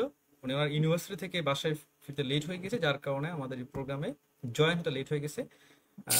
আমি সরাসরি চলে যাবো সাকিব আল হাসানের কাছ থেকে। সাকিব আল হাসান, যেহেতু আপনি লেট করে জয়েন করেছেন, 1 মিনিটে আপনার একটা শুভেচ্ছা বক্তব্য দেবেন। ধন্যবাদ। ধন্যবাদ রায়হান কবির ভাইকে আমাকে কথা বলার সুযোগ করে দেওয়ার জন্য। যে বর্তমান ছাত্র রাজনীতি, আহ, বাংলাদেশের বর্তমান পরিস্থিতি 24 গণঅভ্যুত্থান পরবর্তী সময়ে যে জন আহ, জন আকাঙ্ক্ষা সৃষ্টি হয়েছে। এখন ছাত্ররা তাদের আহ, যে কোনো মত প্রকাশের স্বাধীনতা পাচ্ছে। যে কোনো সংগঠন কোনো ভুল ত্রুটি আহ, করলে সেটাকে প্রতিবাদ স্বরূপ দেখছে। এখন বর্তমান জেন জি যাদেরকে বলে, তারা হচ্ছে সবসময় সবার কথা এবং কাজে ফলো করে। তারা কথায় বিশ্বাসী না, তারা কাজে বিশ্বাসী। 18 পরবর্তীতে বা কলুষিত রাজনীতির মাঝে যে কলুষিত রাজনীতি যে সৃষ্টি হয়, তার সুস্থ ধারা রাজনীতিতে ফিরিয়ে আনতে বাংলাদেশ ছাত্র অধিকার পরিষদ প্রতিষ্ঠিত হয়। ছাত্র অধিকার পরিষদ প্রতিষ্ঠিত হওয়ার পিছনে একটা কারণ আছে, যে উই হেট পলিটিক্স থেকে উই লাভ পলিটিক্স রূপান্তরিত করাই বাংলাদেশ ছাত্র অধিকার পরিষদের মূল উদ্দেশ্য। আমরা আমাদের ছাত্র অধিকার পরিষদে শিক্ষা বান্ধব ও শিক্ষার্থীদের অধিকার আদায়ের জন্য কাজ করে যাচ্ছি, এবং সকলকে আহ্বান জানাচ্ছি আমাদের কাজগুলোকে ফলো করার এবং আমাদেরকে উৎসাহ জাগানোর। ধন্যবাদ।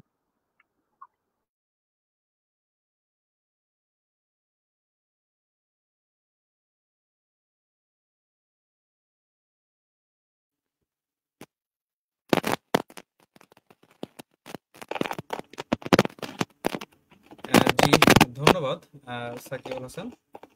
আমি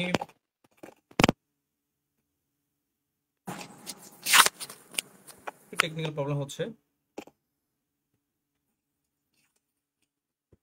যে একটু যার কথা শেষ হয়ে যাবে একটু মিউট করলে আমরা অনুষ্ঠান শেষ করে দিব। আমরা 11টা সামথিং, 11:30 অনুষ্ঠান শেষ করে দিব। সাকিউল হাসান, আপনি যেহেতু লেট করে জয়েন করেছেন, আমরা অনেক বিষয়ে আলোচনা করেছি বর্তমান প্রেক্ষাপট নিয়ে, বর্তমান যে সাদা পাথর চুরি লুটপাটের বিষয় নিয়ে, রাজনৈতিক প্রেক্ষাপট নিয়ে। তো আমি আপনার কাছে একটা প্রশ্ন নিয়ে সরাসরি যেতে চাই, সেটা হচ্ছে বর্তমান প্রেক্ষাপটের দৃষ্টিকোণ থেকে, দৃষ্টিকোণে বা সামগ্রিক বিষয়ে বাংলাদেশের যে লুটপাট, টেন্ডারবাজি এবং যে বিভিন্ন ধরনের আহ, অসামাজিক কাজকর্ম হচ্ছে, এইটাকে আসলে আপনি কিভাবে দেখতেছেন এবং এইটাকে কিভাবে প্রতিরোধ করা যায়, এটা আপনি কিভাবে ভাবতেছেন?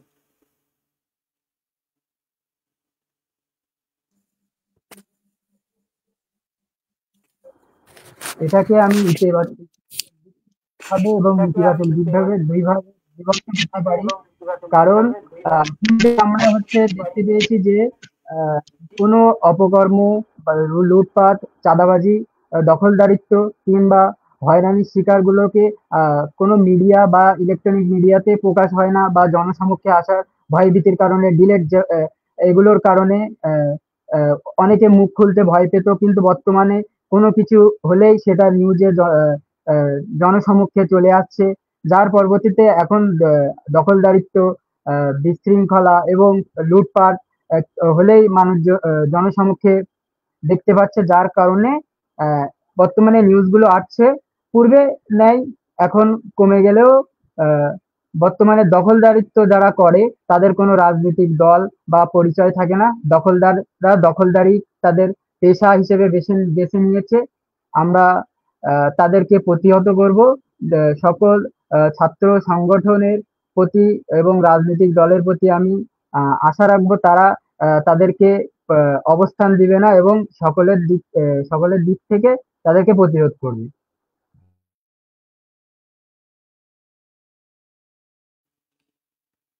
জি, অসংখ্য ধন্যবাদ। আমি আবার একটু যেতে চাই হাসিবুল ইসলাম শান্ত ভাইয়ের কাছে।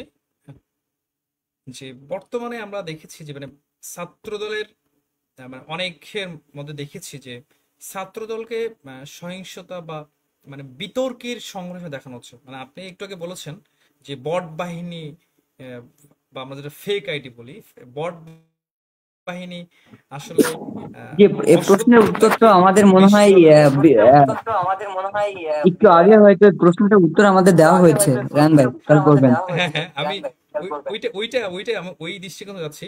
মানে এই যে তোলা হচ্ছে, হ্যাঁ, এটা তোলা হচ্ছে, তাদেরকে উদ্দেশ্য করে আপনি কি বলতে চান? বুঝি না। মানে এই যে বট বাহিনী বা ফেক আইডি বা বিভিন্ন ধরনের জায়গা থেকে ছাত্র দলের সহিংসতা ও বিতর্কের সংগ্রহ হিসেবে সকলের কাছে দেখানো হচ্ছে, যারা এইটা করতেছে তাদেরকে উদ্দেশ্য করে আপনার দৃষ্টিকোণ থেকে আপনি কি বলতে চান? আসলে কারা এগুলো করতেছে, এগুলো সাধারণ শিক্ষার্থীরা, বাংলাদেশের সাধারণ জনগণ, তারা এগুলো বুঝে। তো তাদের উদ্দেশ্যে আমাদের কিছুই বলার নয়।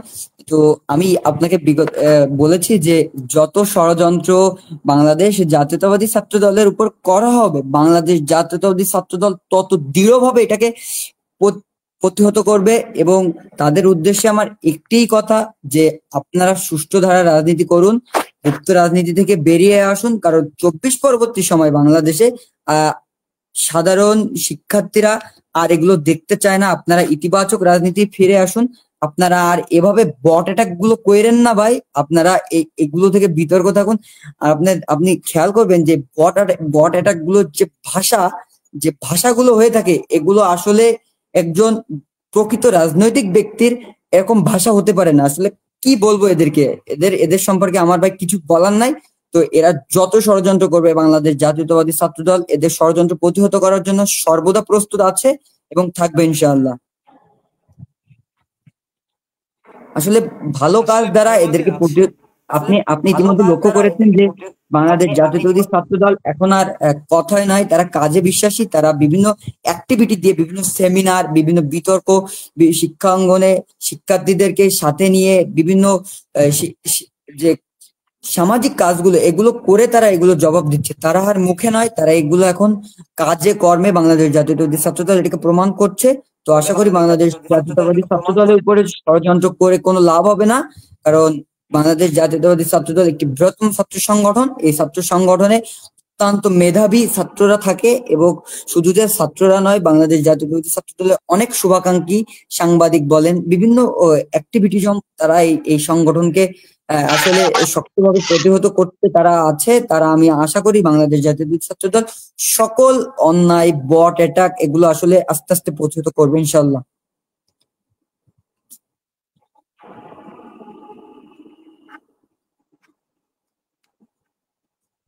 জি, অসংখ্য ধন্যবাদ।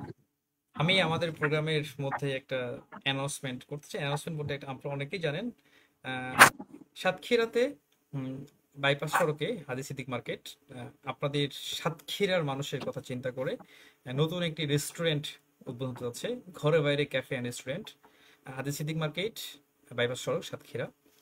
খুব শীঘ্রই উদ্বোধন হবে, আপনাদেরকে জানিয়ে দেওয়া হবে কবে উদ্বোধন হবে, এবং সকলে আসবেন আশা করি। এবং সাতক্ষীরাতে বেশ কিছু খাবার আইটেম ঘরে বাইরে আয়োজন ইনক্লুড করতেছে, যেগুলো সাতক্ষীরাতে একবারই প্রথম, সেগুলো আপনারা অবশ্যই সামনে জানতে পারবেন। খুব দ্রুতই উদ্বোধন করা হবে ঘরে বাইরে ক্যাফে রেস্টুরেন্ট।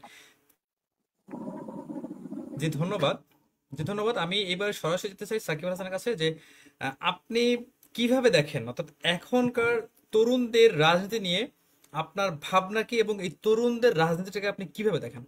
সাকিব আল হাসান। যে তরুণরাই হলো আগামীর বাংলাদেশের নেতৃত্ব দেবে।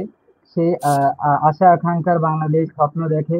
তাদের তারা হচ্ছে বিগত 15, 16, 17 বছরের যে শাসন আমল, তারা, শিক্ষার্থীরা অতি রাজনীতি পছন্দ করে না। তারা শিক্ষা বান্ধব অধিকার আদায় সহ সকল শিক্ষা বান্ধব কার্যক্রমকে তারা পছন্দ করে, এবং তারা পূর্বের 16-17 বছরের শাসন আমলকে ছুঁড়ে ফেলেছে। তারা শেখ হাসিনা রেজিমকে ছুঁড়ে ফেলেছে, কারণ তারা এগুলো পছন্দ করে না। তো যারাই এই কার্যক্রমে ফিরে আসার চেষ্টা করবে, দখলদারিত্ব এবং কালো টাকার ও পেশি শক্তির রাজনীতি করবে, তারাও শেখ হাসিনার মতো তাদেরকে শিক্ষার্থীরা প্রতিহত করবে। শিক্ষার্থীরা তাদের এর থেকে, আমরা অতি রাজনীতি থেকে বেরোতে হলে প্রত্যেক শিক্ষা প্রতিষ্ঠান, বিশ্ববিদ্যালয়, ছাত্র সংসদ চালু করতে হবে, যার ফলে গণতন্ত্রের সূচনা হবে। গণতন্ত্র সূচনা হলে এই এই অতি রাজনীতি, কালো টাকার রাজনীতির অবসান ঘটবে বলে আমি মনে করি। আচ্ছা, সাকিব আল হাসান পেশা পেশা স্টুডেন্ট, অর্থাৎ এখন কোনো কর্মক্ষেত্র নাই, একজন ছাত্র, এবং ছাত্র প্রতিনিধি হিসেবে ছাত্র অধিকার পরিষদটা বেছে নেওয়ার কারণটা কি? আরো তো অনেক দল ছিল, এটা বেছে নেওয়ার কারণ কি? যে বাংলাদেশের যে রাজনীতি, সে রাজনীতির প্রেক্ষাপটে আমি আমার জীবন দশায় দেখে এসেছি ছাত্রলীগ, পেশি শক্তি, বড় ভাই বড় আপু প্রীতির রাজনীতি। সেই রাজনীতির বাইরে আমার গণতন্ত্রের যে চর্চা, শিক্ষার্থী বান্ধব কার্যক্রম এবং অধিকার ভিত্তিক রাজনীতি, যেগুলো আমাদের শিক্ষার্থীদের পাশে দাঁড়ানো, একজন সাধারণ শিক্ষার্থীর অধিকার, হাফ ভাড়া থেকে শুরু করে আহ, আহ, এই যে আমরা দেখতে পারি 24-এর গণ অভ্যুত্থানের সূচনা হয়েছিল 18-এর কোটা সংস্কার আন্দোলন থেকে। সে শিক্ষার্থীদের যে কোটা ব্যবস্থার বিপ্লবের ফলে যে কোটা সংস্কার আন্দোলন হয়েছিল, তার থেকে জন্ম নেওয়া বাংলাদেশ ছাত্র অধিকার পরিষদ। 18 থেকে এই 24 পরবর্তী সময়েও শিক্ষার্থীদের অধিকার এবং শিক্ষার্থী বান্ধব এবং শিক্ষার্থীদের স্বার্থের রাজনীতি নিয়েই তাদের লক্ষ্য, এবং তাদের ভিতরে গণতন্ত্রের চর্চা হয়। যে বড় ভাই প্রীতি ও বড় আপু প্রীতির বাইরে যে রাজনীতি, যে শিক্ষার্থীদের নিয়ে কাজ করা এবং শিক্ষার্থীদের স্বার্থের প্রাধান্য দিয়ে, এবং যে তৃণমূল থেকে উঠে আসা রাজনীতি, এখানে গণতন্ত্রের চর্চায় আপনি জেনে থাকবেন যে আমাদের সভাপতি বিনামিন মোল্লা এবং সাধারণ সম্পাদক নাজমুল হাসান, তারা জেলা প্রতিনিধি এবং জেলা প্রতিনিধি, কলেজ এবং বিশ্ববিদ্যালয়ের ভোটিং সিস্টেমের কাউন্সিলের মাধ্যমে তারা নির্বাচিত। এখানে আমাদের দলের ভিতরে যে গণতন্ত্রের চর্চা, সেটার প্রেমে পড়ে আমি বাংলাদেশ ছাত্র অধিকার পরিষদে যুক্ত হই, এবং এই 24-এর গণঅভ্যুত্থানের যদি বিজয় হয়, তার ভিত্তি হয় 18 কোটা সংস্কার আন্দোলন। আর ভিপি নুরুল হক নূরের যে সাহসী ভূমিকা, যে ভয়হীন যে মানুষের জনমানুষের আকাঙ্ক্ষার কথা বাস্তবায়নের, এবং তিনি যে আমাদেরকে স্বপ্ন দেখিয়েছিলেন যে শেখ হাসিনার পতন 24 সালে নিশ্চিত হবে, এই আশা আকাঙ্ক্ষা এবং তার এই যে দেশের প্রতি ভালোবাসায়, এটাতেই ও, আহ, উৎফুল্ল হয়ে আমি বাংলাদেশ ছাত্র অধিকার পরিষদে যুক্ত হয়েছি। জি, ধন্যবাদ। সাকিব আল হাসান, আহ, আমার যতদূর জানার থাকবে, উনি ঢাকাতে আইন বিভাগে অধ্যয়নরত হয়েছেন। অর্থাৎ এই যে আইনের চর্চা, অর্থাৎ রাজনৈতিক যারা ব্যক্তিবর্গ এখন যারা আছে বা সামনে যারা আসবে, এই রাজনৈতিক ব্যক্তিদেরকে আইনের বিষয়ে কতটুকু সতর্ক থাকা প্রয়োজন, আর আপনি কেন এই পেশা হিসেবে এই আইন পেশা বা আপনার লাইফ ফিউচারটাকে এই আইন পেশার মধ্যে আনতে চাচ্ছেন, কেন এটা আপনার? জি, ধন্যবাদ এটি খুবই গুরুত্বপূর্ণ প্রশ্ন করার জন্য রায়হান ভাইকে। আইন হচ্ছে আইন আইন রাজনীতি হচ্ছে দায়িত্ব। সে দায়িত্বের যদি আপনি সঠিকভাবে পালন করতে চান, তাহলে আপনাকে আইন জানতে হবে। আইন যদি আপনি না জানেন, কিভাবে আপনি জনপ্রতিনিধি বা জনগণের আকাঙ্ক্ষা বাস্তবায়ন করবেন? আইনের বাইরে গিয়ে কাজ করলে তো আপনাকে শাস্তির আওতায় আসতে হবে। বিগত আমলে দেখেছি আমাদের বিভিন্ন বিরোধী রাজনীতির যে দলের যে মানুষের যে নিপীড়ন, জুলুমের এবং জেলে পাঠানোর যে কালচার ছিল, সেই কালচারের বাইরে বের হতে হলে আপনাকে আইন সম্পর্কে আগে ধারণা হতে হবে। 54 জালে ফাঁসিয়ে বিভিন্ন ভাবে হয়রানি করে, নাশকতা, সন্ত্রাস বিরোধী আইন, বিভিন্ন আইন দিয়ে বিভিন্ন ভাবে হয়রানির শিকার করা হয়েছে। আইন যদি আপনি জানেন, আইন আইন যদি আপনি এ, প্রতিষ্ঠা করতে চান, তাহলে আপনাকে রাজনীতি ব্যক্তিদেরকে আমি মনে করি আইন জানা, আহ, আইন এবং রাজনীতি একে অপরের পরিপূরক। আপনি যদি একটা সমাবেশ করতে চান, তাহলে আপনাকে সংবিধানের 37 অনুচ্ছেদে আপনাকে যে সমাবেশ করার যে অধিকার দিয়েছে এবং সহিংসতা মুক্ত সমাবেশ করার অধিকার দিয়েছে, এগুলো তো আপনাকে জানতে হবে। এই জন্য আমার পেশা বেছে নেওয়া, এবং আইন পেশা হচ্ছে আইন পেশাই একমাত্র পেশা যেখানে আপনি রাজনীতির পাশাপাশি সরাসরি আইন পেশায় নিযুক্ত হতে পারবেন। এই জন্য আমি এই পেশাকে বেছে নিয়েছি। জি, জি, বুঝতে পেরেছি। আসলে আইন আইন পেশা, আপনি যেহেতু এখনো আইনজীবী, আইন পেশায় এখনো অনুভূত হয় নাই, বাট যে লক্ষ্যে আপনি যাচ্ছেন, যেহেতু এই আইন আইনের সাবজেক্ট নিয়ে, হ্যাঁ, লোক হ্যাঁ, এই এই জি, জি, আমি এই করেই আর কি এটা জানতে চাওয়া। আচ্ছা, আমি যদি একটু বিতর্কিক কিছু কথা বলতে চাই, আহ, সাকিব আল হাসান, আহ, সাতক্ষীরা যেহেতু আপনি অর্থ বিষয়ক সম্পাদক ছিলেন, আমার যদি ভুল না হয়, এখন আমরা দেখেছি সাতক্ষীরাতে ছাত্র অধিকার পরিষদ নিয়ে আমি যদি কথা বলতে চাই, সাতক্ষীরা ছাত্র অধিকার পরিষদের বিভিন্ন নেতাকর্মী যারা বিগত দিনেও ছিল, 24-এর গণ অভ্যুত্থানের আগেও তারা বিভিন্ন পদে ছিল বা ছিল, বাট 24-এর গণ অভ্যুত্থানের পরে এসে আমরা দেখতে পাচ্ছি তাদের ফেসবুক পোস্ট যে তারা এটা থেকে মানে থাকতে চায় না। এটা কেন, আসলে কোন আকাঙ্ক্ষা থেকে এটা থাকতে চায় না? এবং আমরা এটাও দেখতে পাচ্ছি তারা কোনো এক নতুন রাজনীতির সাথে তারা অ্যাড হতে চায়। আসলে আসলে এটার অভ্যন্তরে এটা হওয়ার কারণটা কি? তারা কি অল্পতে হতাশ হয়ে যাচ্ছে, বা এটার অভ্যন্তরে কি আছে আপনার দৃষ্টিকোণ থেকে আপনি কতটুকু এটা ভাবতেছেন, এবং এটাকে কিভাবে রোধ করা যায়, এটা আপনি কি ভাবতেছেন এটা আপনার দৃষ্টিকোণ থেকে? জি, অনেকে আছে যারা কাঙ্ক্ষিত পদ বা পদবীর লোভে রাজনীতি করে। তাদের কাঙ্ক্ষিত পদ না পেলে হতাশা বা অতি উৎসাহী হয়ে ফেসবুকে পোস্ট দিয়ে নানান বিতর্কমূলক কর্মকাণ্ডে লিপ্ত হয়ে থাকে। এবং অনেকে আছে যারা আহ, নতুন যারা রাজনীতি, আমরা যাদেরকে কিংস পার্টি বা সরকার দলীয় হিসেবে বলি, তাদের অফারে সাড়া দিতে বিভিন্নভাবে যুক্ত হওয়ার জন্য অফার পায়। সে কারণে তারা এমনটা করছে বলে আমি মনে আসলে করি। আমি না আমি একটু আমি এবং আমি একটু বলি, আসলে কিংস পার্টি বলতে কাদেরকে বোঝায়? আসলে কিংস পার্টি বলতে কাদেরকে বোঝায়?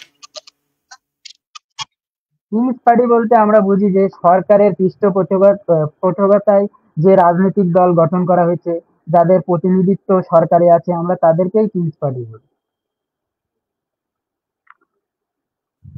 যে তাহলে কি আপনি বলতে চাচ্ছেন যে কিংস পার্টির প্রলোভনে এইটা এইটা এটা হচ্ছে, এবং পদ পদবীর প্রলোভনে এটা এটা হচ্ছে, এরকম কোনো কিছু? জি, আপনি আপনি হয়তো জেনে থাকবেন যে যারা বর্তমানে কেন্দ্রীয় রাজনৈতিক দল খুলেছে, যে এনসিপি নামে, তারা পূর্বে আমাদের ছাত্র অধিকার পরিষদের প্রতিটা নেতাকর্মী তাদের মূল দায়িত্বে আছে। যেরকম নাহিদ ইসলাম ভাইয়ের কথা বললে, আক্তার এবং আসিফ মাহমুদ সজীব ভুইয়ার কথা বলি, তারা যেহেতু তাদের সাথে যেহেতু আমাদের একটা কানেকশন আছে, সেহেতু তারা তাদের রাজনৈতিক দলে বিভিন্নভাবে প্রলোভন দেখানো হচ্ছে। এবং আমাদের তাদের সরকার দলীয় এবং তারা এই অভ্যুত্থানের মহানায়ক হিসেবে আহ, মানুষ বা আন্তর্জাতিক মিডিয়াতে ডক্টর মোহাম্মদ ইউনূস তাদেরকে আহ, পরিচয় করিয়ে দিয়েছে যে এই আন্দোলনের মাস্টারমাইন্ড তারা।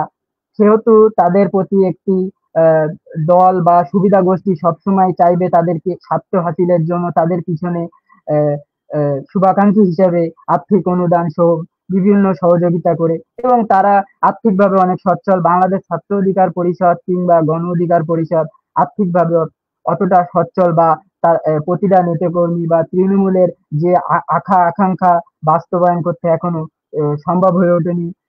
বাংলাদেশ ছাত্র অধিকার পরিষদ এখন আহ, আহ, এগিয়ে যাওয়ার পথে আছে। তারা এখনো কাঙ্ক্ষিত কোনো সরকার গঠন কিংবা কোনো কিছু করতে এখনো করেনি। তারা এখনো দীর্ঘ আন্দোলন সংগ্রামের ভিতরে আছে। সেহেতু তারা অনেকের আকাঙ্ক্ষা বা কাঙ্ক্ষিত পথ বাস্তবায়নে সফল করতে পারছে না, এই বলে অনেকেই আহ আহ, আক্ষেপ বা ক্ষোভের জায়গা থেকে যাচ্ছে। অনেকে লোভ প্রলোভনের আহ, আহ, পাল্লায় পড়ে যাওয়ার চেষ্টা করছে। আমি মনে করি সফল হবে না। জি, ধন্যবাদ। আমি একটা প্রশ্ন দুইজনের কাছে আসতে চাই। যেহেতু একজন ছাত্র দলের একজন, আহ, আসলে আমার এটা অনেক নিজের থেকেও ভালো লেগেছে যে আমি একজন ছাত্র দলের কর্মী। আমাকে যখন হাসিবুল ইসলাম শান্ত যখন বলে যে আমি একজন ছাত্র দলের কর্মী, আসলে আমরা দেখেছি বিগত দিনে কর্মীর থেকে নেতা বেশি। আমরা আহ, হাসিবুল শান্ত উনি এই কথা বলেছেন যে আমরা নেতা হতে আসিনি, আমরা কাজ করতে এসেছি মানুষের স্বার্থে। আমি একই প্রশ্ন দুজনের কাছে করতেছি, সেটা হচ্ছে বর্তমান প্রেক্ষাপটে, বাংলাদেশের প্রেক্ষাপটে এই যে আহ, রাজনৈতিক দলের, আমরা দেখেছি বিভিন্ন রাজনৈতিক দল এবং প্রত্যেক রাজনৈতিক দলের যারা নেতাবর্গ আছেন, তাদের একটা পেশার একটা ইস্যু আছে।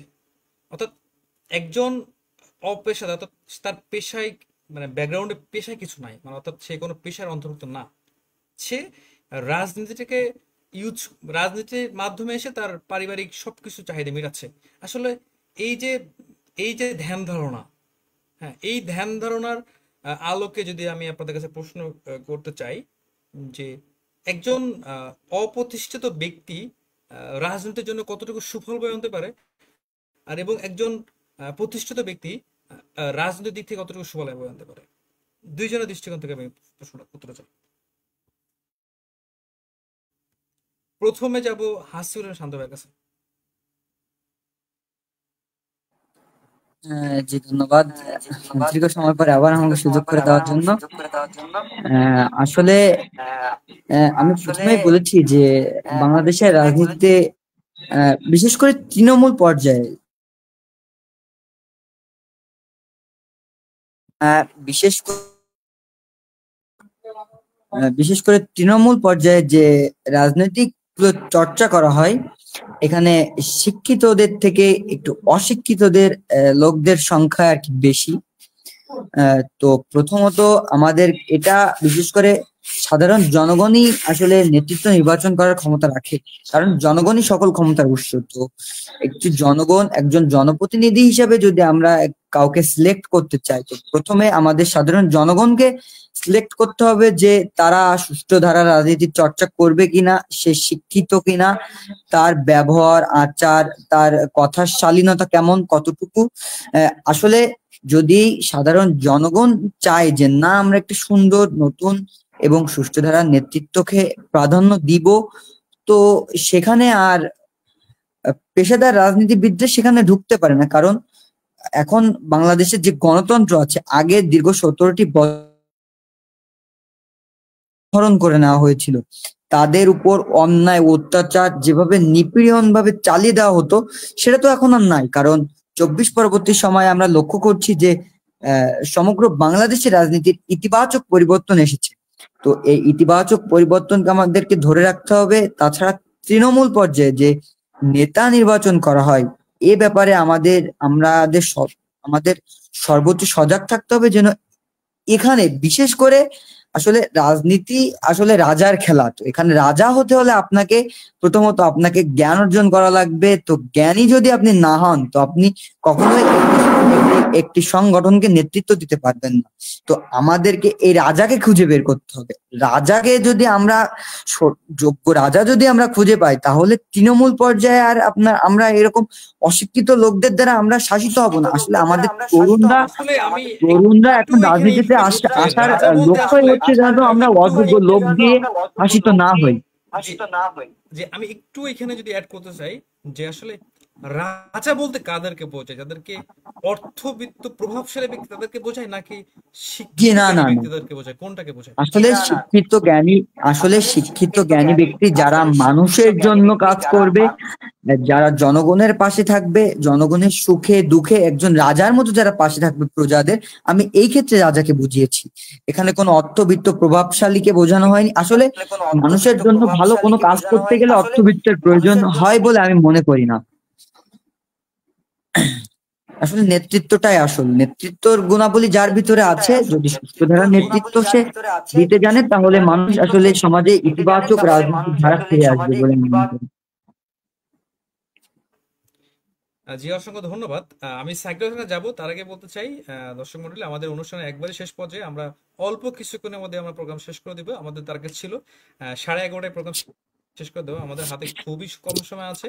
আমি যেতে চাই সাইকুল হাসানের কাছে। আসলে ওইটার সাথে আমি ইনকোডিং করতে চাই যে বর্তমান সময়ে থেকে বর্তমান সময়ে না দেখলেও আমরা বিগত সময়ে দেখেছি সমাজের কিছু শ্রেণী আছে যারা আহ, অবৈধ ব্যবসা বা বিভিন্ন ব্যবসা কার্যক্রম করে একটা অর্থ সাম্রাজ্য এটাকে ইউজ করে এলাকার নেতা বা এলাকায় কন্ট্রোল করতেছে।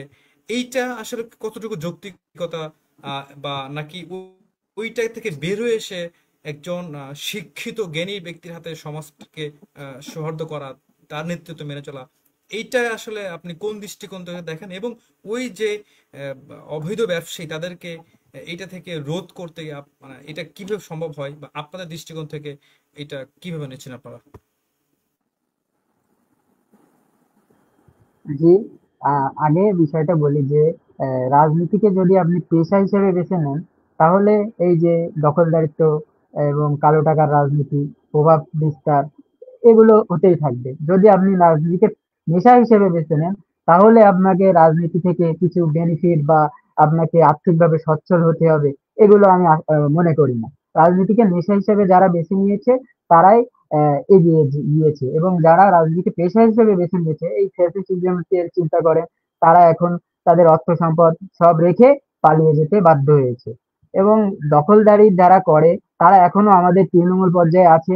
রিসেন্টলি একটা ঘটনা বলি যে আমাদের একজন সহযোদ্ধা তারকে এই দখলদার আওয়ামী বাহিনী তাদেরকে জনসমক্ষে একটি মোড় থেকে ইজি বাইক থেকে বের করে হেনস্থা করার চেষ্টা করেছে। তো আওয়ামী লীগ ফ্যাসিস্টিজম এখনো রয়েছে। আমাদেরকে সতর্ক এবং পুলিশ প্রশাসন ও জেলা প্রশাসনকে সজাগ থাকতে হবে যে এই ফ্যাসিস্ট আওয়ামী লীগের কেউ যেন মাথাচাড়া দিয়ে উঠতে না পারে। এবং রাজনীতিতে যদি আপনি কিছু পাওয়ার আশা করেন তাহলে আপনি বোকার স্বর্গে বসবাস করছেন। রাজনীতিকে রাজনীতিতে আপনাকে দিতে হবে। নেওয়ার চিন্তা ভাবনা করলেই আপনি রাজনীতি থেকে পিছিয়ে হেঁটে যাবেন। এখন আপনি একটু আগে একটা প্রশ্ন করলেন যে হচ্ছে যে অনেকে ছাত্র অধিকার পরিষদকে ক্ষোভ হতাশায় দেখে পোস্ট দিচ্ছে বা চলে যাওয়ার চেষ্টা করছে। কেন যাচ্ছে? তারা এখানে তাদের স্বার্থ বা রাজনীতিকে পেশা হিসেবে বেছে নেওয়ার চেষ্টা করছে, কিন্তু তারা পাচ্ছে না। এই জন্য তারা এখানে সুবিধা করতে পারছে না বলেই তারা এখান থেকে চলে যাওয়া। তো মনে করি যারা রাজনীতিকে নেশা হিসেবে বেছে নিয়েছে তারাই রাজনীতি করবে, যারা পেশা হিসেবে বেছে নিবে তারা রাজনীতি তাদের দ্বারা সম্ভব নয়।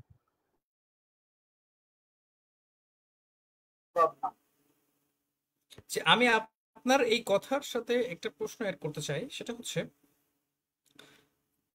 একটা দল যেহেতু দুই দলেরই একজন করে আছেন, ছাত্র অধিকার পরিষদ এবং ছাত্র দলের একজন কর্মী, আমি দুজনকে কর্মী হিসেবে ধরলাম।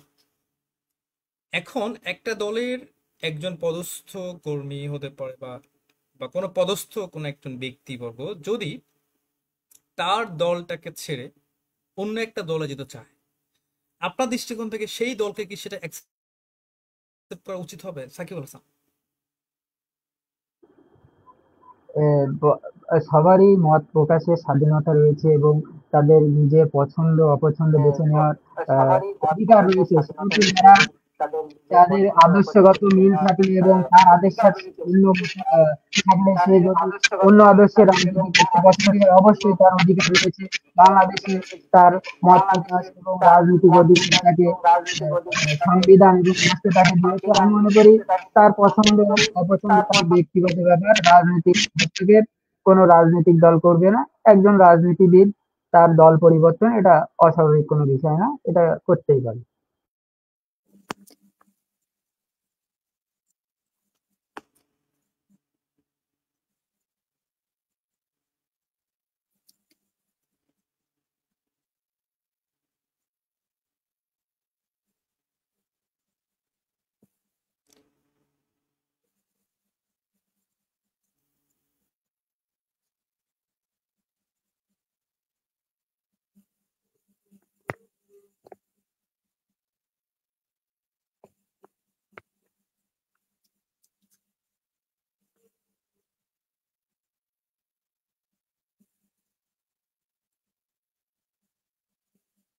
যে আমাদের টেকনিক্যাল প্রবলেম ছিল, যার কারণে আমরা একেবারে আমাদের অনুষ্ঠান শেষ পর্যায়ে, আমরা 9 মিনিট লাইভে আছি, 1 ঘন্টা 21 মিনিট আমরা লাইভে আছি। একেবারে শেষ পর্যায়ে আমরা সমাপনী বক্তব্যতে চলে যাব।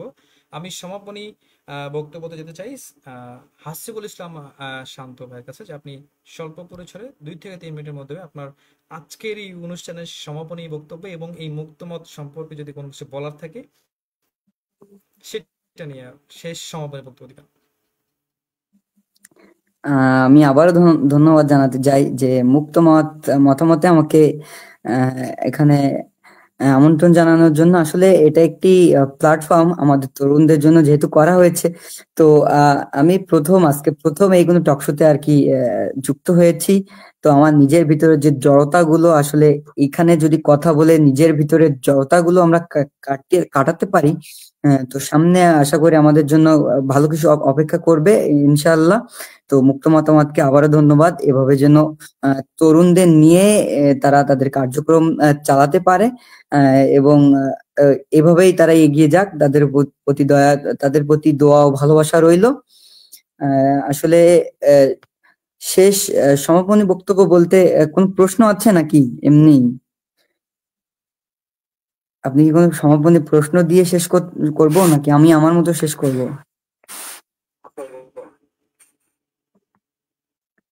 বুঝলেন ভাই শুনতে সমস্যা পাচ্ছেন? ছিল একটু।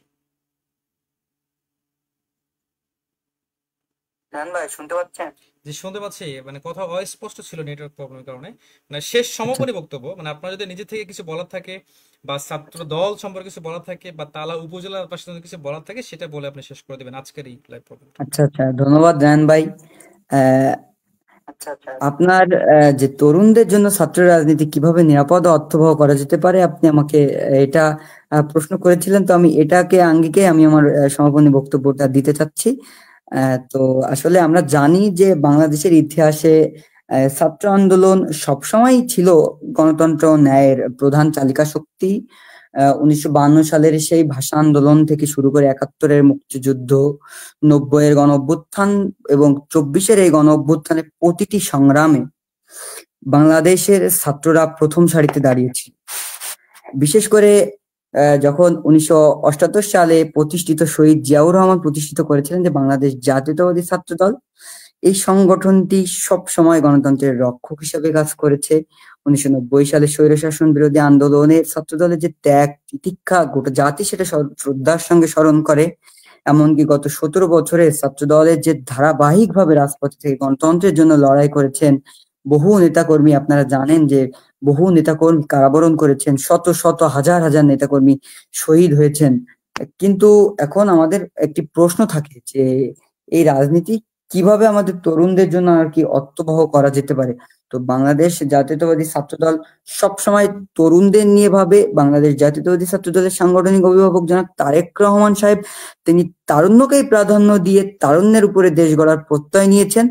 তো আমরা আসলে যে দৃঢ় প্রত্যয়গুলো রয়েছে আমাদের, প্রথমত আমরা যদি ছাত্র রাজনীতিকে সহিংসতা ও অস্ত্রের যে প্রভাব মুক্ত গুলো ছিল বিগত 17টি বছর, যে অস্ত্র দিয়ে শিক্ষা অঙ্গনে যে দমন প্রীতিগুলো চলতো ছাত্রদের উপর, এগুলো থেকে যদি আমাদের বেরিয়ে আসতে পারি। ছাত্র রাজনীতি আমরা চাই, বাংলাদেশ জাতীয়তাবাদী ছাত্র দল চাই যে ছাত্র রাজনীতি হবে মত বিনিময়, যুক্তি ও একটি আদর্শের লড়াই।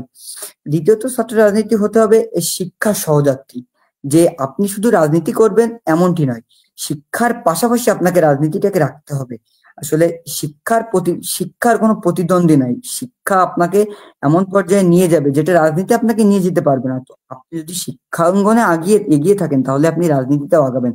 তরুণরা যেন পড়াশোনার পাশাপাশি সমাজের নেতৃত্ব এবং তাদের নিজেদেরকে গড়ে তুলতে পারে, এই লক্ষ্যে বাংলাদেশ জাতীয়তাবাদী ছাত্রদল সজাগ আছে এবং তারা কাজ করে যাচ্ছে। তাছাড়া সংগঠনের ভিতর গণতন্ত্র থাকবে, যেমন যেটার কথা আমরা বলতেছি, মানে ডাকসু নির্বাচনের দিকে তাকালেই বুঝতে পারবেন যে অন্যান্য ছাত্র সংগঠনগুলো তাদের দলের সভাপতি সেক্রেটারিকে দিয়েই কিন্তু তারা ডাকসু নির্বাচনটি করতেছে, কিন্তু বাংলাদেশ জাতীয়তাবাদী ছাত্রদল সম্পূর্ণ গণতান্ত্রিক ধারায় তারা তাদের নিজেদের ভিতর গণতান্ত্রিক প্রক্রিয়ার মাধ্যমে ডাকসুতে তাদের প্যানেল ঘোষণা করেছে। এভাবে বাংলাদেশ জাতীয়তাবাদী ছাত্রদল সবসময় যোগ্য নেতৃত্ব যেন নির্বাচনের মাধ্যমে উঠে আসে এবং তারা যেন জবাবদিহিতা নিশ্চিত করতে পারে, এজন্য বাংলাদেশ জাতীয়তাবাদী ছাত্রদল কাজ করে যাচ্ছে। ছাত্র রাজনীতির একটি বড় অংশ হতে হবে আমাদের সামাজিক কাজ। আসলে সামাজিক কাজ না করলে কখনোই রাজনীতিতে আপনি এগিয়ে থাকতে পারবেন না, কারণ বর্তমান পরিস্থিতিতে সাধারণ মানুষের পালস বুঝে তাদের জন্য কাজ যদি আমরা না করি, তাহলে আসলে আমরা সমাজের জন্য আমরা কিছুই করতে পারবো না। শুধু আমাদের ওই ফেসবুকের নেতা হয়েই থাকতে হবে, আমাদের এভাবেই কাজ করতে হবে। আমাদের শিক্ষার্থীদের যেসব সমস্যাগুলো আছে, যে সমাজ সেবাগুলো আছে, পরিবেশ রক্ষা এবং মানবিক যে দৃষ্টিকোণগুলো রয়েছে, আপনারা লক্ষ্য করবেন আমাদের তালা উপজেলাতে বিভিন্ন সংগঠন রয়েছে, যে আমরা বন্ধু সংগঠন, গ্রিন ম্যান, এরকম বিভিন্ন সংগঠন রয়েছে। এগুলো কিন্তু সাধারণ যে অসহায় মানুষদের নিয়ে তারা যে কাজগুলো করে, এগুলো অসাধারণ কাজ। এই কাজগুলো আসলে এটা এটা বলে শেষ করতে পারবে না। এরা যে কাজগুলো করে আসলে এগুলো দেখে আমি ইন্সপায়ার হই যে আমিও সামনের দিকে একটি সংগঠন করব যেটার কাজ থাকবে যে মানুষের কল্যাণে, মানুষের যে কোনো প্রাকৃতিক দুর্যোগে তাদের পাশে থাকা। তাহলে ছাত্র রাজনীতি তরুণদের হবে এবং এটা হবে নিরাপদ। আসলে ছাত্র রাজনীতি যদি তরুণদের কাছে চলে আসে তাহলে ছাত্র রাজনীতি নিরাপদ হবে। সর্বশেষ বলতে চাই যে ছাত্র দলের ইতিহাস আমাদের শিখিয়েছে গণতন্ত্র ও তরুণদের যে ভূমিকা, সেটা আপনি 24-এর গণঅভ্যুত্থানের দিকে তাকালেই বুঝতে পারবেন। সর্বাধিক শহীদ হচ্ছে বাংলাদেশ জাতীয়তাবাদী ছাত্রদল থেকে।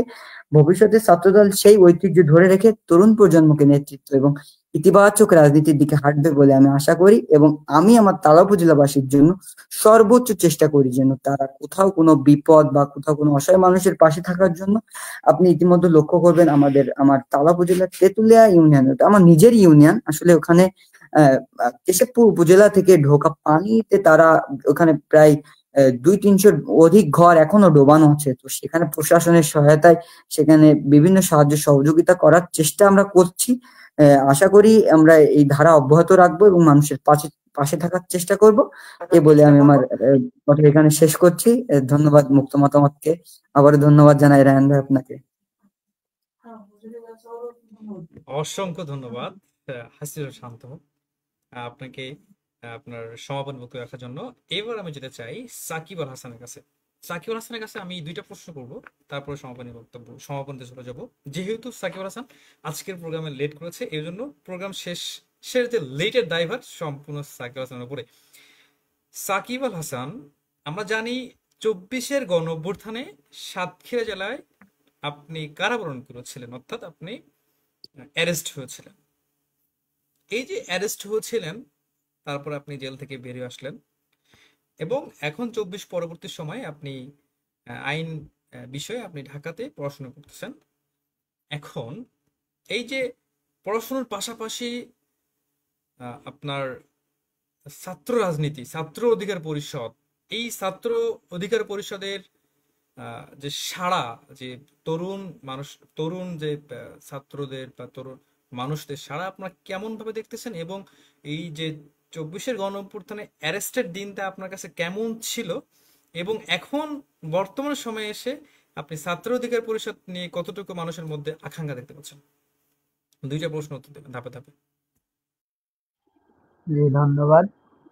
যদি এই 24-এর গণ অভ্যুত্থানের যে 18 তারিখের যে অ্যারেস্টের ঘটনাটা বলি, যে 54-এর মামলা দিয়ে যে আমাকে চালান করে দেওয়া হয়, তো ওই সময়ে প্রেক্ষাপট ছিল ভিন্ন। যে ওই সময়ে আমাদেরকে প্রথমে ডিবি হেফাজতে নেওয়া হয়, পরবর্তীতে ছেড়ে দেওয়ার নাম করে আহ, রাত বের হয়।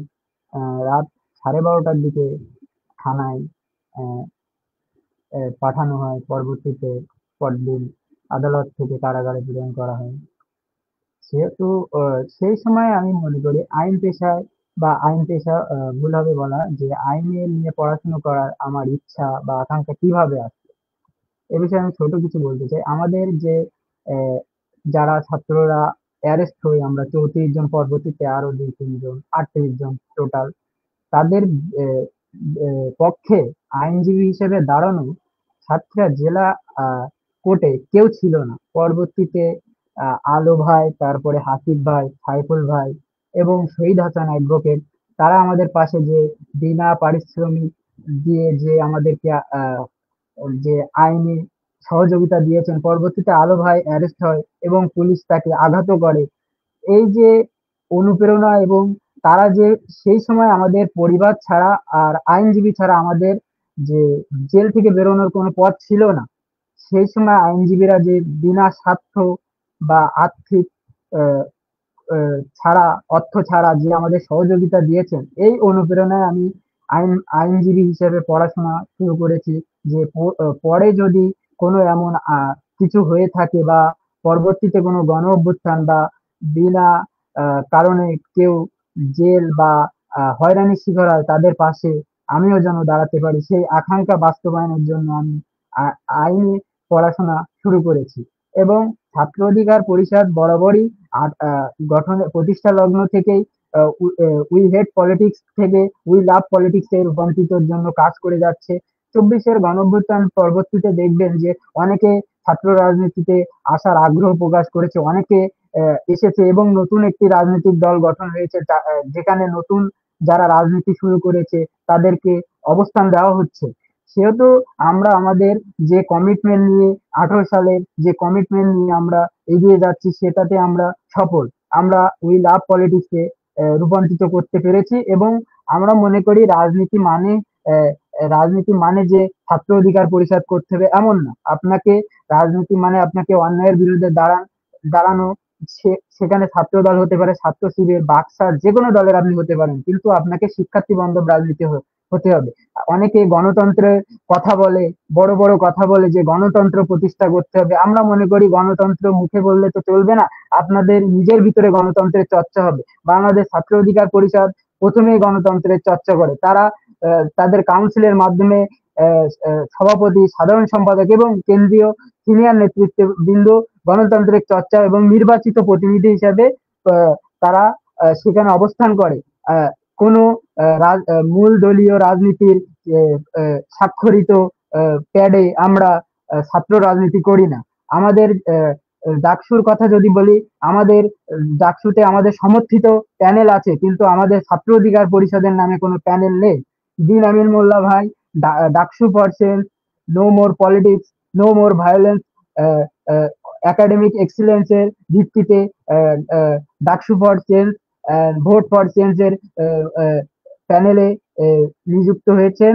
তিনি প্যানেল গঠিত করে সকল সাধারণ শিক্ষার্থী এবং 24 গণ অভ্যুত্থান পরবর্তী যারা অভ্যুত্থানকে বিকৃত করেনি তাদেরকে নিয়েই এই প্যানেলটা গঠন করে শিক্ষার্থীদের গণতন্ত্রের চর্চার মাধ্যমে শিক্ষার্থীদের মতামতের ভিত্তিতে তিনি এগিয়ে যাচ্ছেন। আমরা বিশ্বাস করি দিন আমিন মোল্লা ভাই ডাকসুতে একটি ভালো ফলাফল আহ, পাবেন এবং তাদের ছাত্রদের ভালোবাসায় আহ, তিনি বিজয় হবেন।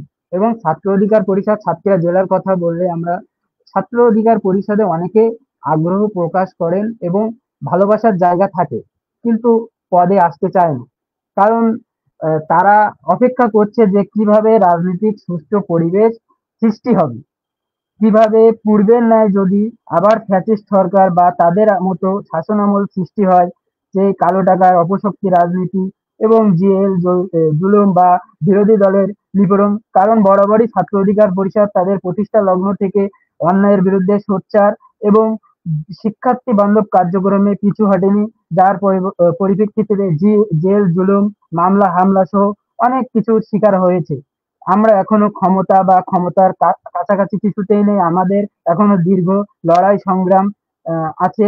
সেহেতু অনেকে ছাত্র অধিকার পরিষদ পছন্দ করলেও এখানে আসতে আগ্রহ প্রকাশ থাকলেও তারা পদ পদবিতে বা সামনে আসতে আগ্রহী না। আমরা আশা করি তারা তাদের সেই ভুল ভ্রান্তি দূর করে রাজনীতি এড়িয়ে গেলেই রাজনীতি আপনাকে নিয়ন্ত্রণ করবে। নিজের জায়গায় সচেতন থাকুন, অন্যায়ের বিরুদ্ধে রুখে দাঁড়ান। রাজনীতি মানে শুধু দল নয়, মানুষের পাশে দাঁড়ানো, আমরা এটা বিশ্বাস করি।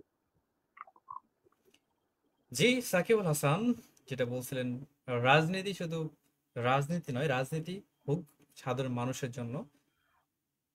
সাকিবুল হাসান, আহ, আপনি যেহেতু এখন ঢাকাতে অবস্থান করছেন, আপনি আমরা ফেসবুক পোস্টে আপনাকে দেখি যে আপনি বেশ ঢাবিতেও আপনি যান। তো ঢাবির যে বর্তমানে ডাকসু নির্বাচন পরিস্থিতি নিয়ে আসলে আপনি আহ, এই বর্তমান পরিস্থিতিকে আপনি কিভাবে দেখতে পাচ্ছেন? বরাবরই একটি ছাত্র সংসদ নির্বাচনী সাধারণ শিক্ষার্থীদের মাঝে একটি আনন্দ উৎসবমুখর পরিবেশ সৃষ্টি হয়। এবং আপনি জেনে থাকবেন যে এই ডাকসু নির্বাচন হওয়া নিয়ে অনেক বানচাল করার চেষ্টা করেছে এক দল বা এক গোষ্ঠী। কিন্তু আমাদের সভাপতি বিন আমিন মোল্লা ভাই বরাবরই ডাকসু নিয়ে আমরণ অনশন পালন করেছেন। যার ফলে আজ এই ডাকসু, তিনি অনেক খুশি যে ডাকসু নির্বাচন হচ্ছে। তিনি বিজয় হন বা না হন, ডাকসু নির্বাচন যে তার এই অন্বেষণের ফলে হচ্ছে, আমরা এটাই মনে করি। এবং মনে করি যে বিগত বিগত 18 থেকে 24-এ যারা আজ বিভিন্ন প্যানেল থেকে ভিপি হিসেবে প্রার্থী হয়েছে, বিন আমিন মোল্লার যে রাজনীতিতে শিক্ষার্থীদের নিয়ে কাজ করে যে ত্যাগ, তার এক চিমটি পরিমাণও তাদের ত্যাগ নেই। অনেকে গুপ্ত ছিল, অনেকে 24 পরবর্তীতে আন্দোলনে মূল ফ্রেমে এসে বা পত্রিকার সামনে এসে রাজনীতি করছে। কিন্তু বিন আমিন মোল্লা বরাবরই শিক্ষার্থী বান্ধব। সে আবরার ফাড়ার দের মৃত্যুতে আন্দোলন বা কোনো গেস্ট রুম, গণরুম এবং মোদী বিরোধী আন্দোলন, সকল আন্দোলনে তিনি সম্মুখ সারিতে ছিলেন এবং 24-এ গণঅভ্যুত্থানেও তিনি ভূমিকা রেখেছেন। জি, তো মনে অসংখ্য করি ধন্যবাদ। বিন আমিন জি, মোল্লা ভাই শেষ করুন, আপনি শেষ করুন। পাশে সাধারণ শিক্ষার্থীরা দাঁড়াবে এবং তাকে ভালোবাসায় জি, সিদ্ধ করে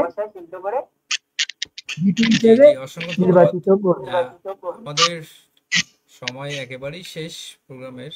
আমি সমাপনী বক্তব্য যাব, তার আগে আমি আবারও ধন্যবাদ দিতে চাই আমার অডিয়েন্সদের, যারা আমাদের এই টক শোটাকে যারা এই ভালোবাসা দিয়ে সামনের দিকে এগিয়ে নিয়ে যাচ্ছেন, তাদেরকে অসংখ্য ধন্যবাদ জানাই। যারা লাইভ চলাকালীন টক শো দেখছেন এবং যারা লাইভ পরবর্তী টক শো দেখবেন, তাদেরকে অবশ্যই বলবো যে সাতক্ষীরা জেলা থেকে সর্বপ্রথম এই মুক্ত মতামত শুরু করেছে যে এই লাইভ টক শোর ব্যবস্থা। এবং এই লাইভ টক শোটা যদি আপনারা সাড়া দেন, তাহলে হয়তো এটা স্টুডিও পর্যায়ে চলে যাবে এবং ভালো পর্যায়ে যাবে। হয়তো সামনে আরো অনেক লাইভ টক শো আসতে পারে বা আসবে হয়তো, বাট সর্বপ্রথম এই মুক্ত মতামত। আর এই মুক্ত মতামতের যারা লাইভ টক শোতে নিজ ইচ্ছে আসতে চান, অবশ্যই আমাদের মুক্ত মতামতের সাথে যোগাযোগ করতে পারেন। শুধুমাত্র এই রাজনৈতিক টক শোর মধ্যেই সীমাবদ্ধ থাকবে না, আমাদের খুব শীঘ্রই মুক্ত মতামতের নতুন এপিসোড শুরু হবে। সেটা হচ্ছে প্রত্যেকটা মানুষের ব্যক্তিকেন্দ্রিক অনেক অভিজ্ঞতা থাকে, যেটা অনেকেই আহ, প্রকাশ করা জায়গা থাকে না। অনেকেই ভাবে যে আমি যদি কখনো কোথাও লাইভে সুযোগ পাই, তাহলে আমি আমার মনের সেই আকাঙ্ক্ষার জায়গাটা তুলে ধরবো। শুধুমাত্র রাজনীতি না, রাজনীতির বাহিরেও ব্যক্তিকেন্দ্রিক পার্সোনাল লাইফ নিয়ে যদি সে কথা বলতে চাই, অবশ্যই সেই এপিসোডে আমরা আহ, করবো। এবং আমরা আশা করছি সেপ্টেম্বর থেকে প্রতি সপ্তাহে একদিন করে ব্যক্তিকেন্দ্রিক লাইভ টক শো অথবা রেকর্ডেড লাইভ টক শো আমরা অ্যারেঞ্জ করতে যাচ্ছি।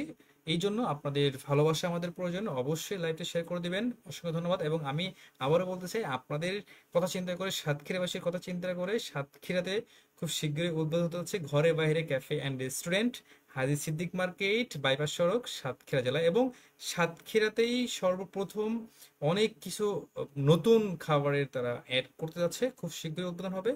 খুব শীঘ্রই আপনাদের মাধ্যমে আপনাদেরকে জানিয়ে দেওয়া হবে এবং সবাই আসবেন। আমাদের অনুষ্ঠানের একেবারে শেষ পর্যায়ে আমি যেতে চাই সাকিব আল হাসানের কাছে, আজকের এই অনুষ্ঠানের সমাপনী বক্তব্য এবং আপনার থেকে যদি কোনো কিছু বলার থাকে সেটা বলে আজকের এই প্রোগ্রামটা শেষ করব।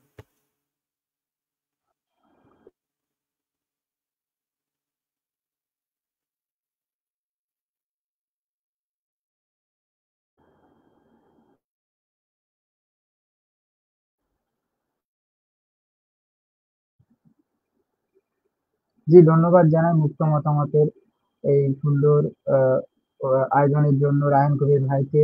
সাতক্ষীরা জেলাতে প্রথম এই টক শো, যেখানে বিভিন্ন রাজনৈতিক দল অভ্যুত্থান পরবর্তীতে বিভিন্ন সংগঠন তাদের মতামত প্রকাশের স্বাধীনতা পাচ্ছে, এবং এর ভিতরে যে তা- নানা প্রশ্ন সম্মুখীনের মাধ্যমে তাদের স্বচ্ছতা সৃষ্টি হচ্ছে, জবাবদিহিতার জায়গা থাকছে।